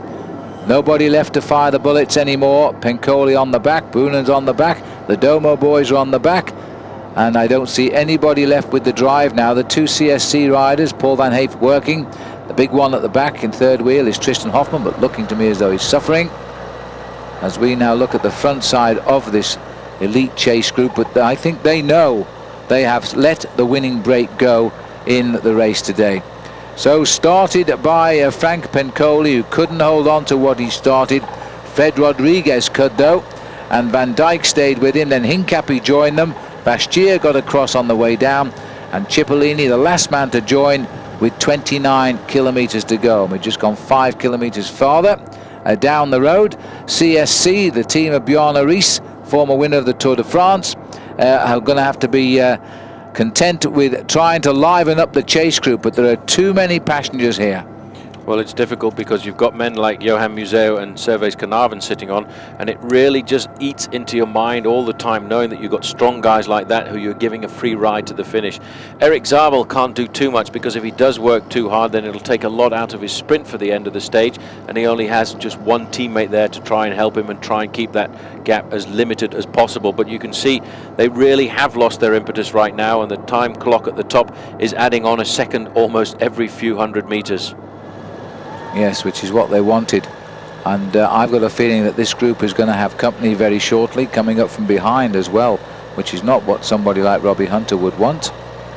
I'm almost certain now, although we're not getting it much in the way of pictures coming in from the third group, that McEwen will now be back in that group. And you're right, Paul, Wilfred Kretskins was riding just in front of McEwen on the Kemmel, so obviously he did get tailed. Zabel is living to race another day here, I feel. He's seen his chance go, so he's just taking it easy. He's thinking now of Paris-Roubaix. And that's a big decision when this race falls in the middle of 2 classic races. 2 classic races of 270 and 260 odd kilometers. This little one in between of 208 is a brilliant distance for training midweek. So if you can't be in at the result end, the chances are you just sit up and ride down towards the finish. So the mindset, little confused amongst the top pros on an occasion like this. Many people actually wanted George not to race this too hard and save some strength for Roubaix. But George knows his form, he knows he's going well, and he's going for every option he can get. I spoke to Lance Armstrong about that before the start, and he basically said, well, look, George has got brilliant form right now. He can ride hard today in Ghent Wevelgem. Lance said, it's only 208 kilometers, he can recover by the weekend. But it does, when you get into a breakaway like this, put an awful lot of pressure onto your body, because you're banging your brains against a brick wall into this headwind right now, and he will have to dig pretty deep into his reserves. But if he was to get himself the win again today, he would go into Paris-Roubaix a much more relaxed bike rider, knowing that he's got a win under his belt and doesn't have too much to worry about. As he did a year ago, and all he had to worry about there was the Mappe team. But if he can just get a clean break at a breakaway that's not overpowered by one big team in Paris-Roubaix, then I think George can win that race. I think he can, and I think this time he will get some big help from Tom Boonen, because that young man has really amazed and impressed me over the last few days of racing, especially his performance in the Tour of Flanders. Today he worked very hard to get George into the right position for that attack on the Kemmel. And let's not forget, Hincapie was the man who rode out of the group on the Kemmelberg right up to the leading group of 3. The only other man who was able to do that was Martin Havastia, and he did that basically once they'd crested the summit of the Kemmelberg, and he took a few risks on the descent. Well, you just saw 41 kilometers an hour there. Well, let me tell you, they are riding into a very strong wind indeed at just over 25 miles an hour. And all of them are working, just a little bit of time out occasionally when they feed. But other than that, this breakaway is a perfect formation, and they've nudged out to 64 seconds now. We're not even on the main road yet. So this is the winning break, Paul. It should be the winning break, there's absolutely no question about that. These guys are all working right now. A few moments ago, Freddie Rodriguez took a few back seat rides there. He force one or two of the other riders to keep making the moves, but it seems now as if he also has decided he will work with this group. They all need to keep working because it's still 22 kilometers to go. That's around about half an hour of racing at this speed, especially with a headwind coming onto their faces at the moment. But they must all be thinking right now, what are we going to do with Mario Cipollini? Even Georgi Hincapie. George has got a brilliant sprint, but they're up against the fastest man in the world, Super Mario. Mario is very rarely in a situation like this when he has to sprint out of a group, and he nearly always has a group of riders with him to pick up the pacemaking, because his sprint is much more of a drag racing sprint. But he's obviously the man who's got the most confidence in this leading group of 5 right now. Well, it certainly is a worry, and Cipollini has won it twice before this race, once on disqualification of Abdu Japarov, which at the time I thought was a little bit harsh on the Uzbek sprinter, but even so, that was the result. Yeah, I have to feel sorry for Abdu Japarov. I think he was trying to take something out of the back pocket of Mario Cipollini at the time, so maybe that's what slowed Mario down in the sprint. Oh, I see. I'm not taking sides. No, but, no. Right. Well, we're heading up towards this Route Nationale now, and they won't be driven onto the bicycle paths. They'll be going down the concrete strip today. Incidentally, a new little departure was at the finish line. We've been watching a Derny race. Criterion behind those little motorbikes today. I haven't a clue who won, because we've been talking to you, but we've been seeing it flash by our commentary box for the last half hour. They've finished now, the famous men on those little machines. Now, we're back with the famous men on the road racing machines here just now. This is still the chase group as they make the way towards Wevelgem, and 69 seconds the gap. It's got to be over for this group now, and they're bringing the cars through. So watch the far bend there, because I think very shortly, if we get a chance to see it, and there they are. There's a chase group coming around that bottom bend. Oh, I'm not sure. Yes, they are.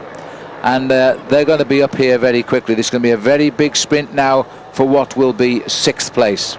Pretty demoralizing for these guys too. Once they see the team cars of the men in the breakaway going forward, they know the gap has officially gone above the 1 minute mark, and that will be a serious blow to their morale.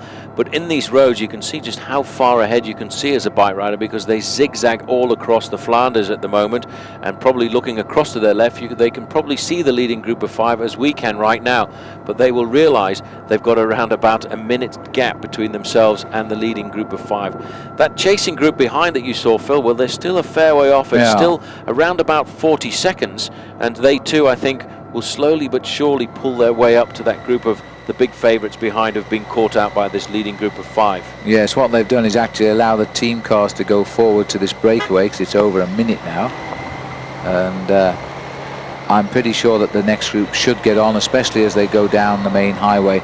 Very wide straight road, they'll be all spotted down there. But a minute 10 seconds and building is going to be a great time gap for this breakaway. I can't see them coming back at all. But the only worry is for the breakaway, the presence of Mario Cipollini. My big worry right now about Mario Cipollini, Phil, is if he comes and races down in Africa where I live, he might disappear into the bush and we'll never find him with that jersey on. I would think you'd run a real risk of being shot on sight. Confused with a zebra. Pretty or amazing. A zebra. Pretty amazing, the jerseys that these guys can come up with these days. It really is quite a remarkable colour. And Cipollini can wear any kind of outfit to absolute perfection. He's such a showman. Yeah, and if you design the suit like the real thing, the animal, then every stripe will be different. But sat at the back, George Hincapie now won't be feeling 100% confident with the move since the arrival of Cipollini. Until then, I think he would have been very, very happy. I think Vachier is doing well along with Van Dijk. This is a big occasion for Hendrik Van Dijk, because to put a team like Koolsop into the winning move in Ghent-Wevelgem is a big feather in the caps of these boys, and it wasn't by luck either. Remember, he was in the action to get up to this breakaway, so hats off to him. Now George always willing to work, and one has to say the same too for Mario Cipollini. Well, Van Dijk turned pro back in 1995. He's won 12 races in his career. His only victory one victory this year, Paul, interestingly enough, is a race I was invited to and was unable to go, the Tour of Rhodes in Greece. Well, he did have a very good win just a few years ago, very soon after he turned professional. He actually won the Grand Prix E3, which finishes not too far away from Wevelgem here in Harelbeke. So that is a big, tough one-day classic, but then he seemed to lose his way just a little bit. I saw him earlier on this year in the Tour de Langkawi, where he rode very well, an aggressive race, but I think like a lot of other riders, they were using the race there in Malaysia as preparation for these races, which is really important for the Belgian teams. Well, Lotto, who got rid of him at the end of last season, probably kicking themselves now, because they would have had a man in the breakaway if they'd have kept him on, but he's gone to the Palmans team.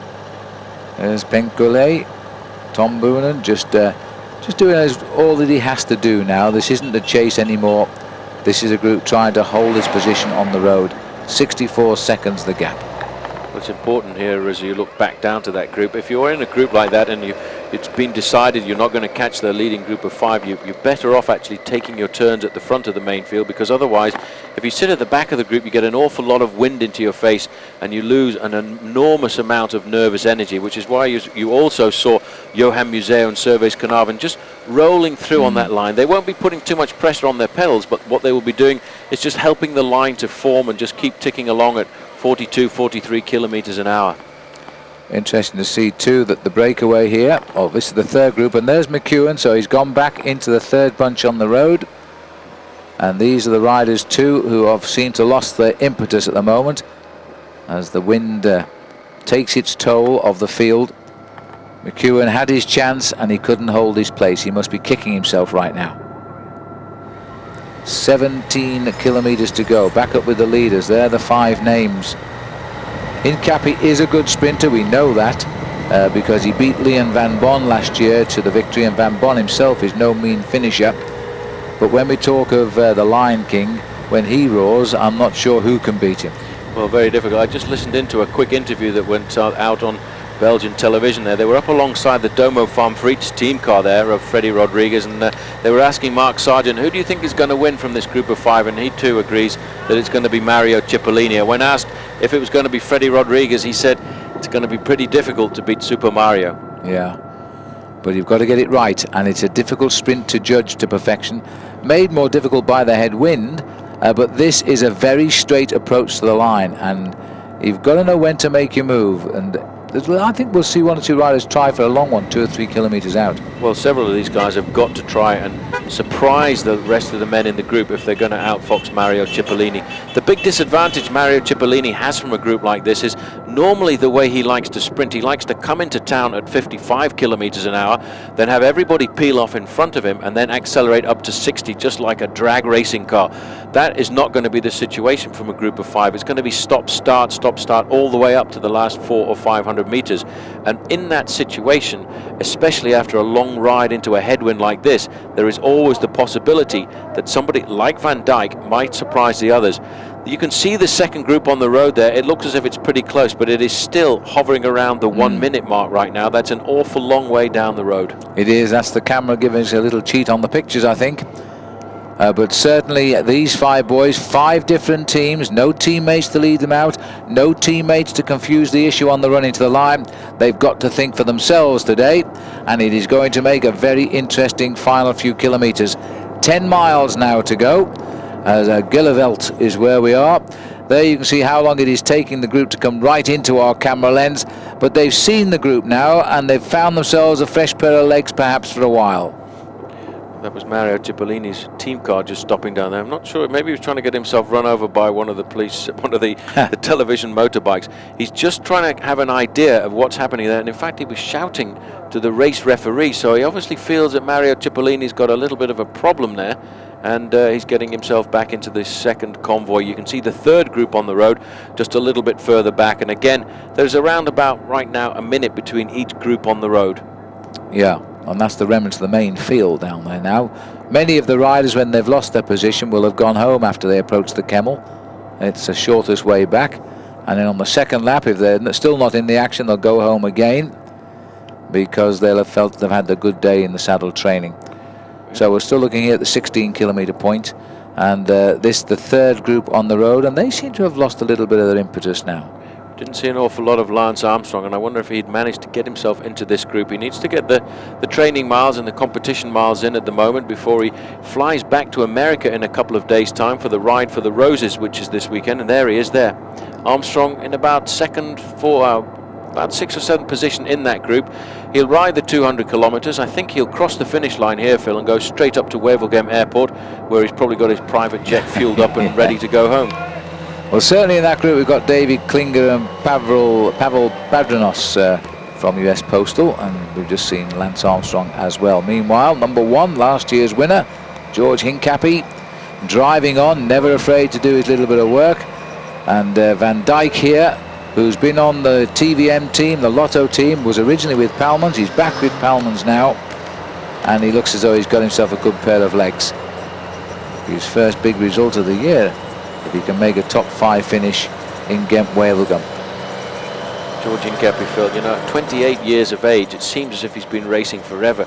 The first time I really remember Georgie Hincapie was in the Tour du Pont, when he came charging down that hill into the Homestead, if you remember. And he was such a young bike rider. I think he was about 18 and a half years of age at the time. He bolted through the middle of the pack. He absolutely wanted to win. Made a slight mistake by taking his hands off the handlebars and forcing his way through the gap, but he got the win in front of all the big pros when he was an amateur. And he's turned professional the year after that, and he's been a professional for a couple of years. He was the youngest professional on the circuit, and he still seems to have the same enthusiasm. But right now, over the last couple of years, he really has matured into a top one-day classics rider. And I only hope that one day he's going to win a Tour of Flanders or a Paris-Roubaix, because he's certainly got the ability to do it. And we'd love to see him do it as well. Team car's taking turns up now. This is Vashier's team car, the Alessio team car. Just giving him a word of encouragement as we go inside, 10 miles to go. The gap also has come down a little bit to 52 seconds, and I must say that I'm a bit surprised at that, because it didn't look as though they were making the big effort there. But soon these boys are going to have to decide on a move. We're onto the highway now as we make the right turn, and I'll tell you what, they're going to worry about Cipollini. This man is clearly firing. To read the race so well, to make that crossing of the gap by himself, indicating that he knew this breakaway was the one he had to be with, and he gave it absolutely 110% to latch on. And it was a good move, because the others never made it. It was a super move of confidence as well when he jumped across that gap. Once they swung across the road there, you see a group of 2 riders had almost made contact here, and they couldn't do it. It was so hard at the time. A headwind, slightly uphill. Cipollini knew that that was a do or die effort. He knew he had to get across then, because otherwise the race would be over, and that's almost exactly what has happened. Cipollini, you very rarely see him in a situation like this, and I think at the moment, probably in the autumn of his career, he's really enjoying his bike racing. He's happy to be on the attack like this. He started the year off the way he has always dreamed about it, and that's winning the race that he's always wanted to, Milano-San Remo. He's tried so many times in the past, and this year he came up with the goods. He had a couple of wins early on as well in February, and that was at the Tour of the Mediterranean, and that was probably the first indication that Cipollini had started the season on song. But he started his preparation a lot earlier than that. He actually started training in South Africa in the month of January to get himself in form for the early season classics in Europe. So the way home is now clear for the leaders of Ghent Wevelgem. The cyclists get preference to ride on the highway, and the vehicles look as though they're on the cycle paths. Well, that's probably the way it should be for one of Belgium's big bike races. And Cipollini here is going to be feeling very, very confident. And meanwhile, we're down at the finishing line, as I told you, and about 25 riders have just turned up, having ridden in from the Kemmelberg and just passed through beneath our commentary position. Their day is over. But for these boys now, the tactics really begin. We're in Vervik, and that is on the outskirts of Mennen, and after Mennen we are into Wevelgem, Paul. Gives you an idea of just how difficult that race has been today, because there are a lot of riders actually just trickling into the finishing line right now. They've obviously taken a shortcut home, and that is because of how difficult the race was once we got to the 100-kilometer mark. At 100 kilometers at Moeren, that is when the first serious break came, when the bunch was split into 6 different echelons. And from that moment on, the leading group of 21 never looked in any danger at all of being caught. But these guys have taken advantage of that, and they've used that as a launch pad to now get themselves into a situation where they are the 5 men off the front. It is still hovering at 50 seconds, but I'm fairly certain now that the winner of Ghent Wevelgem is going to come from this leading group. Cipollini must be feeling super confident, but watch out for Georgie Hincapie, because he's riding with just a little bit of anger in his body because of getting beaten so dramatically on Sunday in the Tour of Flanders. Well, look, Cipollini can be beaten, even though he's 35 years of age. He wins most of the races when he can smell the finishing line, but he does get beaten. Against him is the fact he has no teammates to take him out to the finish line today. On the other hand, George might want to feel he wants to outmaneuver him by attacking. Fred Rodriguez is a very good sprinter as well, and so Cipollini will mark these two particularly, and you know, it might swing the advantage to the riders we don't really speak about, Van Dijk and Vachier. Well, Van Dijk is a very good Belgian rider. He has the tactical knowledge to try and jump clear, and he has also got a pretty good sprint as well, and that's what you need to jump away from guys like Hincapie, Freddie Rodriguez and Mario Cipollini. The odd man out in this group is Martin Havastia. He's had a couple of wins throughout his career, but nothing really major to talk about.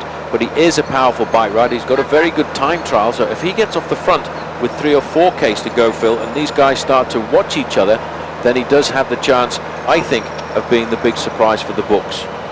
Well, his best wins really coming last year, stage of the Ruta del Sol, and circuit of a race here in Belgium in March. So he seems to find his legs very early on, which he's done again.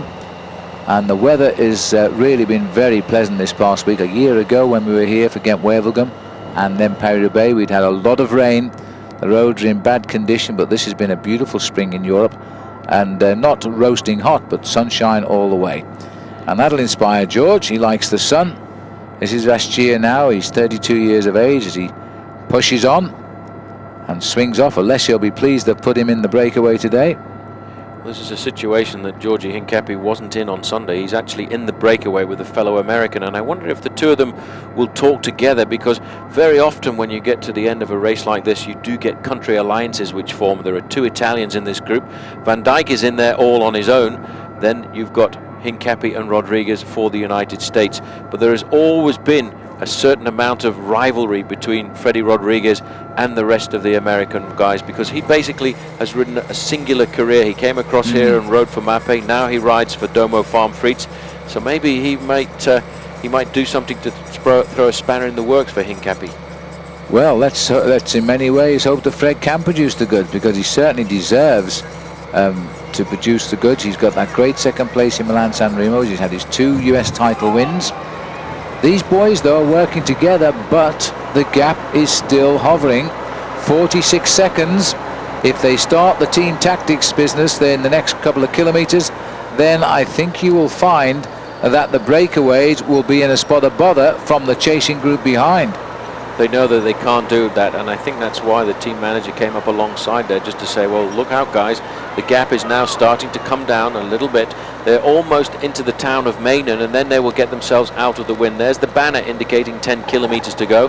That should take them about 13 minutes from here to the finishing line, and they cannot, Phil, start to tactically maneuver until they get to the last 1 or 2 kilometers. Otherwise, that time gap you can see at the top there of 46 seconds risks of coming down rather rapidly.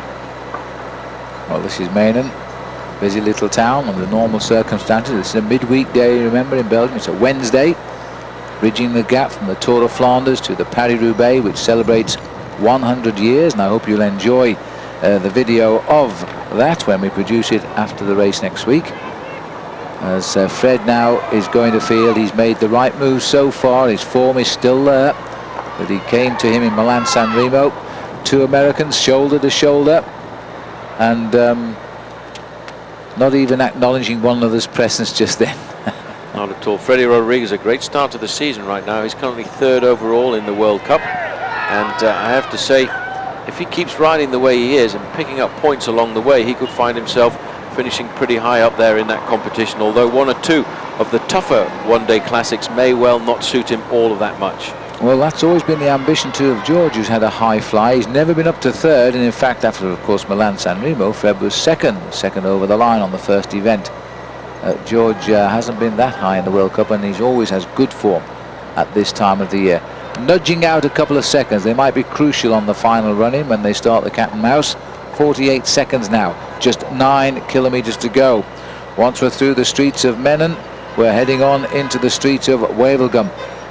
Paul, it's a very difficult approach. Did they use the same finish? I guess they did when you rode. It's been the same finish for many years now. The only thing that's changed over the last few years with Ghent Wevelgem is the loop that they've done out by the hills. They tried for a couple of years going across the border into France, going over the Mont Cassel, the Mont des Cats, and then coming back again. And I thought that was a pretty good competitive circuit. But since then, they've returned to the traditional depart from Ghent up to the coast, and then with a couple of laps of the Mont de Flandre, where they've gone over the Kemmelberg on a couple of occasions. And then basically the last 15-20 kilometers has always been the same, this big long straight road in from Ypres. Once they get into Menen, then there are the 1 or 2 little twists and turns, but basically for the last 40 years the run into Ghent Wevelgem has been the same. Yes, that is true. They have a little chicane in Menen because of the pedestrianised area in the centre of the town. But this is a big sweep around the roundabout for them, and they know now they're not far away, just 5 miles from the finish line, that roundabout. I just wonder if Van Dijk will try and go alone. The headwind is going to put them all off here, and the speed is still quick. When we came on air, we were 46.2. We've lost 2 kilometres, 2 kilometres an hour. But then you won't believe how strong this wind is. This is a very quick race today. Been a very rapid race, and right now as we get closer to the finishing line, Cipollini's team car are up alongside him, trying to give him some information, just exactly what the run-in is like, who is chasing in the group behind. But for Mario Cipollini, he's going to have to be very attentive, because the attacks will certainly come. You don't drag a man like Mario Cipollini all the way to the finish line without trying to jump him or putting a gap between yourself and him. This is the second group on the road there. That must be Andreas Clear in the pink jersey of Telecom, looking after Eric Zabel, who's at the back there wearing number 28. Tom Boonen, the guy from US Postal, 21 years of age. He really has been magnificent over the last couple of days, and I think we'll see a lot more of him as he gets older and gains more experience. And riding alongside guys like Georgie Hincapie and Lance Armstrong, he will learn very rapidly what it's like to ride at the top of the ladder. So 8 kilometres to go, probably a little less than that now. These are the 5 riders. A quick recap. The breakaway of the day started by Nico Eekhout, who got caught by an echeloning bunch of 21 after 100 kilometres. Then it all split up on the second climb of the Kemmelberg on the attack by Frank Pencolet. Pencolet fell back. Rodriguez kept the pressure up. Hincapie recognised the danger, so too did Van Dijk. The last man to join after Vastia was Mario Cipollini.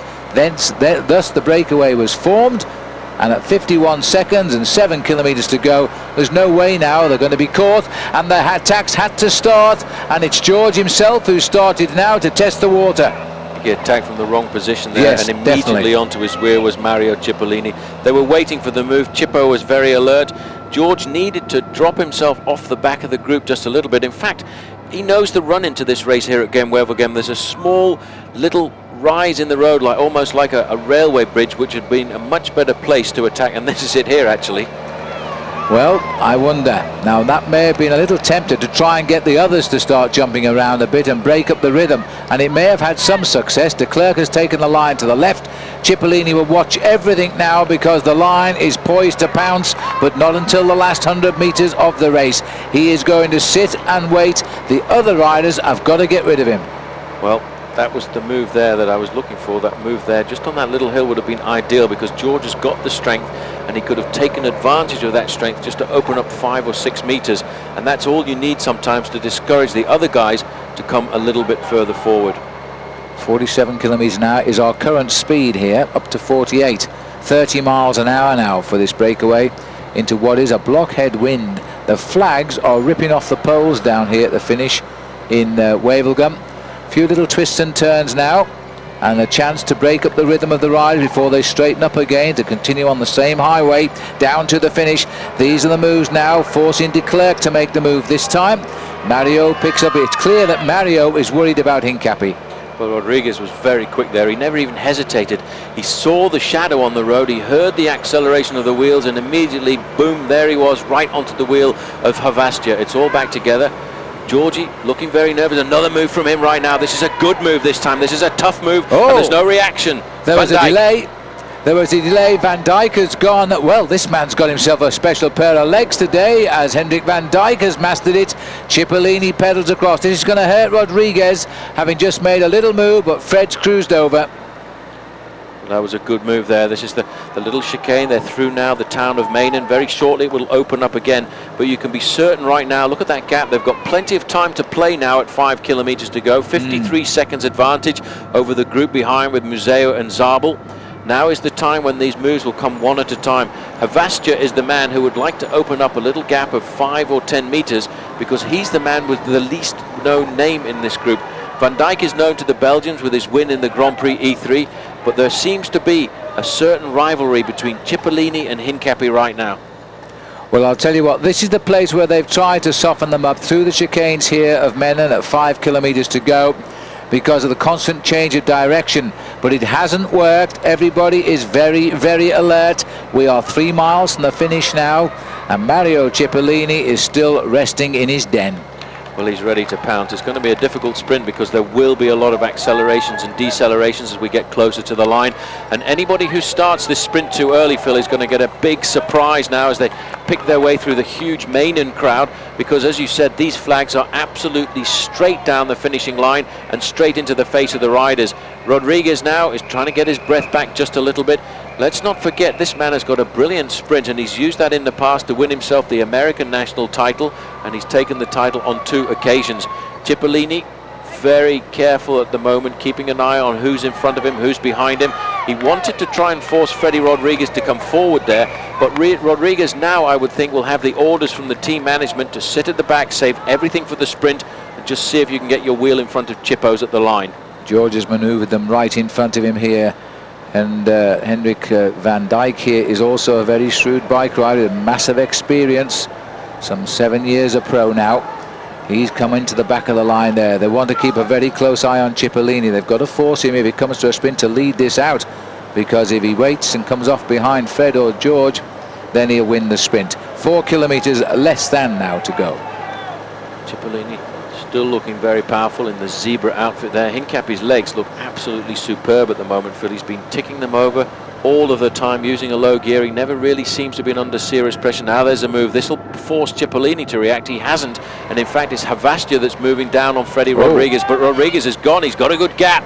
He's looked over his shoulder. It's worth it, or is he going to say no? I think he's going to sit up here, as Vachier is the man who shuts him down. And the windmill's working today, especially for the arrival of the event, as George now goes to the other side. At least this will hurt Fred, he probably thinks, but Fred has got a lot of depth in those reserves, no problem. Leaps across and grabs the wheel, and he's picked up on Cipollini. George right to look over his shoulder and fill that gap quickly, because Vachier is about on his limit.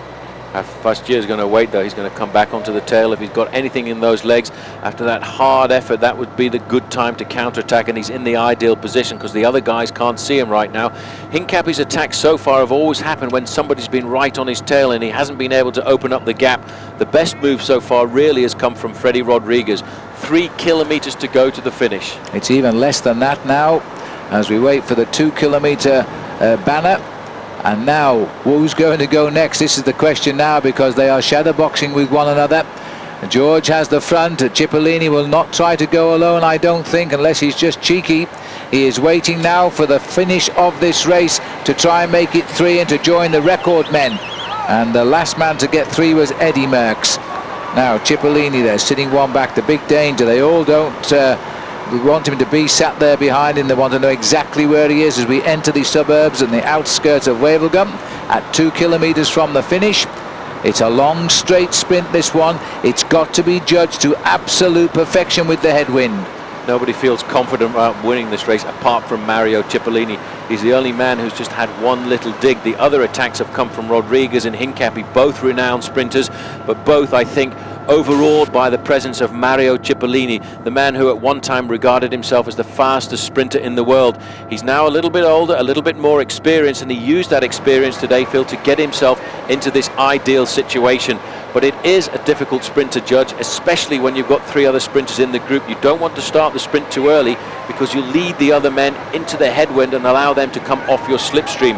Hincapie, though, still looks very fresh indeed, but so does Freddie Rodriguez. His legs are ticking over nicely at the moment. He's never missed a turn. His attack was one of the most severe so far, and he was the one who opened up the most advantage, even though it only was around about 10 meters over the rest of the group. 2 kilometers to go at the board. They'll be looking now for the Flamme Rouge, the red kite. So we're waiting for the kite that will decide the start of the sprint, perhaps, but perhaps not quite as soon as that, because we're now looking at Mario Cipollini, the master sprinter, taking on some very fast finishes in Fred Rodriguez and George Hincapie, and Hincapie will be inspired. Looks to me as though Van Dijk at the back here itching to have a go, and it might be coming sooner than later because he's looking for a chance to sprint away. But he is a man I don't think will have the punch in the last 500 metres. We're not far now from the kilometre. I think the sight of the kilometre kite will drive possibly Martin Vaschier or Hendrik van Dijk into a move. And Fred Rodriguez has picked up the wheel now of Mario Cipollini.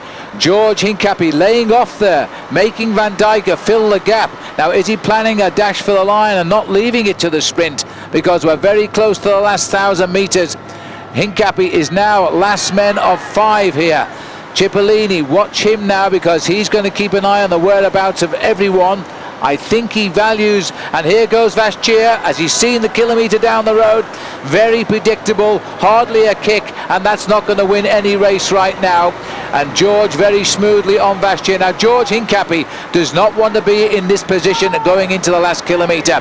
Van Dijk is in second. Hincapie shuts down. You won't get Cipollini coming through. Vaschier will go again, I think, if he goes up the inside of Van Dijk. The 3 sprinters that matter are now at the back, and they've got Cipollini in front of them. The 2 Americans have the Lion King right ahead of them now. Now, can they take him on and beat him this time? It looks as though Cipollini is going to have to rely on the 2 lesser sprinters to lead him out here, because the 2 sprinters of Rodriguez and Hincapie are going to sit on the back of Cipollini as long as they can. They might do well to try and preempt his jump and see if they can beat him in the dash for the line. A gentle swing round to the right now. Where you see the church is where the finishing line is of Ghent Wevelgem. Just before we get to the church, the line is on the road, because after that the road becomes a divided highway. Now Hincapie has got himself in the exact position he wants to be. He is now in last place. He's got the wheel of a very good sprinter in Rodriguez. Vaschier is going to finish 5th in this race because he's forced now to lead them out. Nobody is going to go over the top. Surely Van Dijk is going to open up the running, and Cipollini is now onto the wheel of Van Dijk as Vaschier is out of it. It's a lot of work for George Hincapie here to come from the back, but he knows the wind is not in the favour of the long sprinter. He's moved onto the shoulders. Fred is now sprinting hard on the left, and George Hincapie is going to take on the Lion King, but there's nobody going to touch him. Mario Cipollini has got 3. In second place is Fred Rodriguez. Third place George Hincapie. Fourth will be Van Dijk, and 5th will be Vaschier. Well, the Lion King was absolutely brilliant. His form was superb. What an intelligent man he was to bridge the gap alone. He knew that if he didn't catch up with that breakaway today, he was not going to win his 3rd Ghent Wevelgem. He has had a superb season this year, and I bet he can't believe this is happening. The man has finally got classics under his belt with Milan-San Remo, but now he's also got his 3rd Ghent Wevelgem. And America taking 2nd and 3rd to add to the great victory last year of George Hincapie. And Fred Rodriguez again having to be content with a 2nd place to the same rider, Mario Cipollini, this season. This is now the sprint for 6th place here. And little Robbie Hunter, who was up with the leaders and fell back and then tried to make the same move that Cipollini made. If he had got up there, who knows what would have happened. But this is going to be a 6th place finish for Robbie Hunter, right on the line. And Tom Boonen, I think, might well have got 7th there for US Postal, and that, after all the work he did again for his new team, is absolutely a superb result. So Robbie Hunter of South Africa taking 6th place. Here's the sprint again. George, I think, did everything right. He gave the pose to the Lion King to lead out the sprint round the back of Van Dijk, but look at the speed of Fred Rodriguez here. But even with the 2 sprinters trying as they will, the power of Mario Cipollini is second to none. At Mario Cipollini, let's go down to Paul Sherwin, who's now with Freddie Rodriguez. Fred, did the team give you your opportunity to ride for yourself today after working for Johan Museeuw last weekend? Yeah, you know, if it came to the end, it was going to be it was going to try to be up to me, but the wind was killing me. These big guys have a lot more power on the flats, but I felt it as soon as we got to the hills that I was a lot stronger than the rest. So I followed the first attack just because I felt good and I wanted to split it up and get rid of the sprinters. So I wanted to make sure our team was pushing the pace on the last hill. It just ended up happening. We pulled away, so I said, okay, I'll just keep riding and ride tempo over the climb. Bit of a surprise when Cipollini came back. Yeah, I was very surprised. We were caught by surprise. We didn't expect. If we saw him, Sir John told me that he's coming across. And I was like, Cipollini, and I didn't believe it. And next, he was in our group. It was tough to beat a man like him. Yeah, it is. Well, Georgie, you started the day with number 1 on your shirt, but it's difficult having a man like Mario Cipollini in the group. Yeah, Chippo, he rode a super ride. He bridged up to us. I really tried everything I could on the Camel, because I knew we had a lot of good sprinters in our group. And a lot of people said on Sunday all I did was sit on the wheel. Well, I wanted to show everybody that that's not true. You can't make it in the top 5 in the Tour of Flanders by sitting on the wheel. And just get ready for Sunday now. You made the decisive move really on the Kemmelberg and moved across to that group. Yeah, that was the time to go. I didn't want to wait, didn't want to hesitate. That was the only moment to go. The field was catching us. And I'm happy with the move. And of course disappointed that I didn't win, but it's hard to beat a guy like Mario Cipollini. In that group of 4, when you were working together, were you surprised at how quickly Mario Cipollini came back? Yeah, it was windy. He made a good move, like I said. He rode a super race. He deserved to win. Thanks. Tom, over the last couple of days, you really have matured as a bike rider. There's a lot of responsibility riding with George Hincapie and Lance Armstrong. Yeah, especially George. But for these races, it's George who's the guy in our team. But I'm doing my best. I knew my condition was very good, and I went to the States for the 2 stage races and came back, and I had a nice couple of days of training. And then in the Pana, it was all like a big question mark for me, because I know my condition was good, but I didn't know where I stood against these guys. And then the Pana was okay. I finished 7th, and then I rode a very good Tour of Flanders. And then today it was all the question marks are gone. Now I'm ready for Sunday. The team has an awful lot of confidence in you, but will they look after you to come into a career nice and gently? Because at 21 years of age, you're still a little bit young. I think I'm like the youngest guy today in the race, but no, it's like I have a few big races now, and the team gives me all the confidence they have to do. Like I can't, like in Sunday, I'm gonna be the 2nd guy after George, so that's a lot of responsibility. But then I got 2 weeks off, and I don't think if I would have rode for another team, they'd probably let me like 100 races a year, and that would hurt more than like these 4 or 5 races. Give everything and then 3 weeks off. I think this is the right way to do it. The team rode a superb race today. George rode a very good race, but he got beaten by a brilliant Mario Cipollini. You can't say too much about that. No, I saw Mario went, and I thought immediately like it's gonna be difficult for George to win.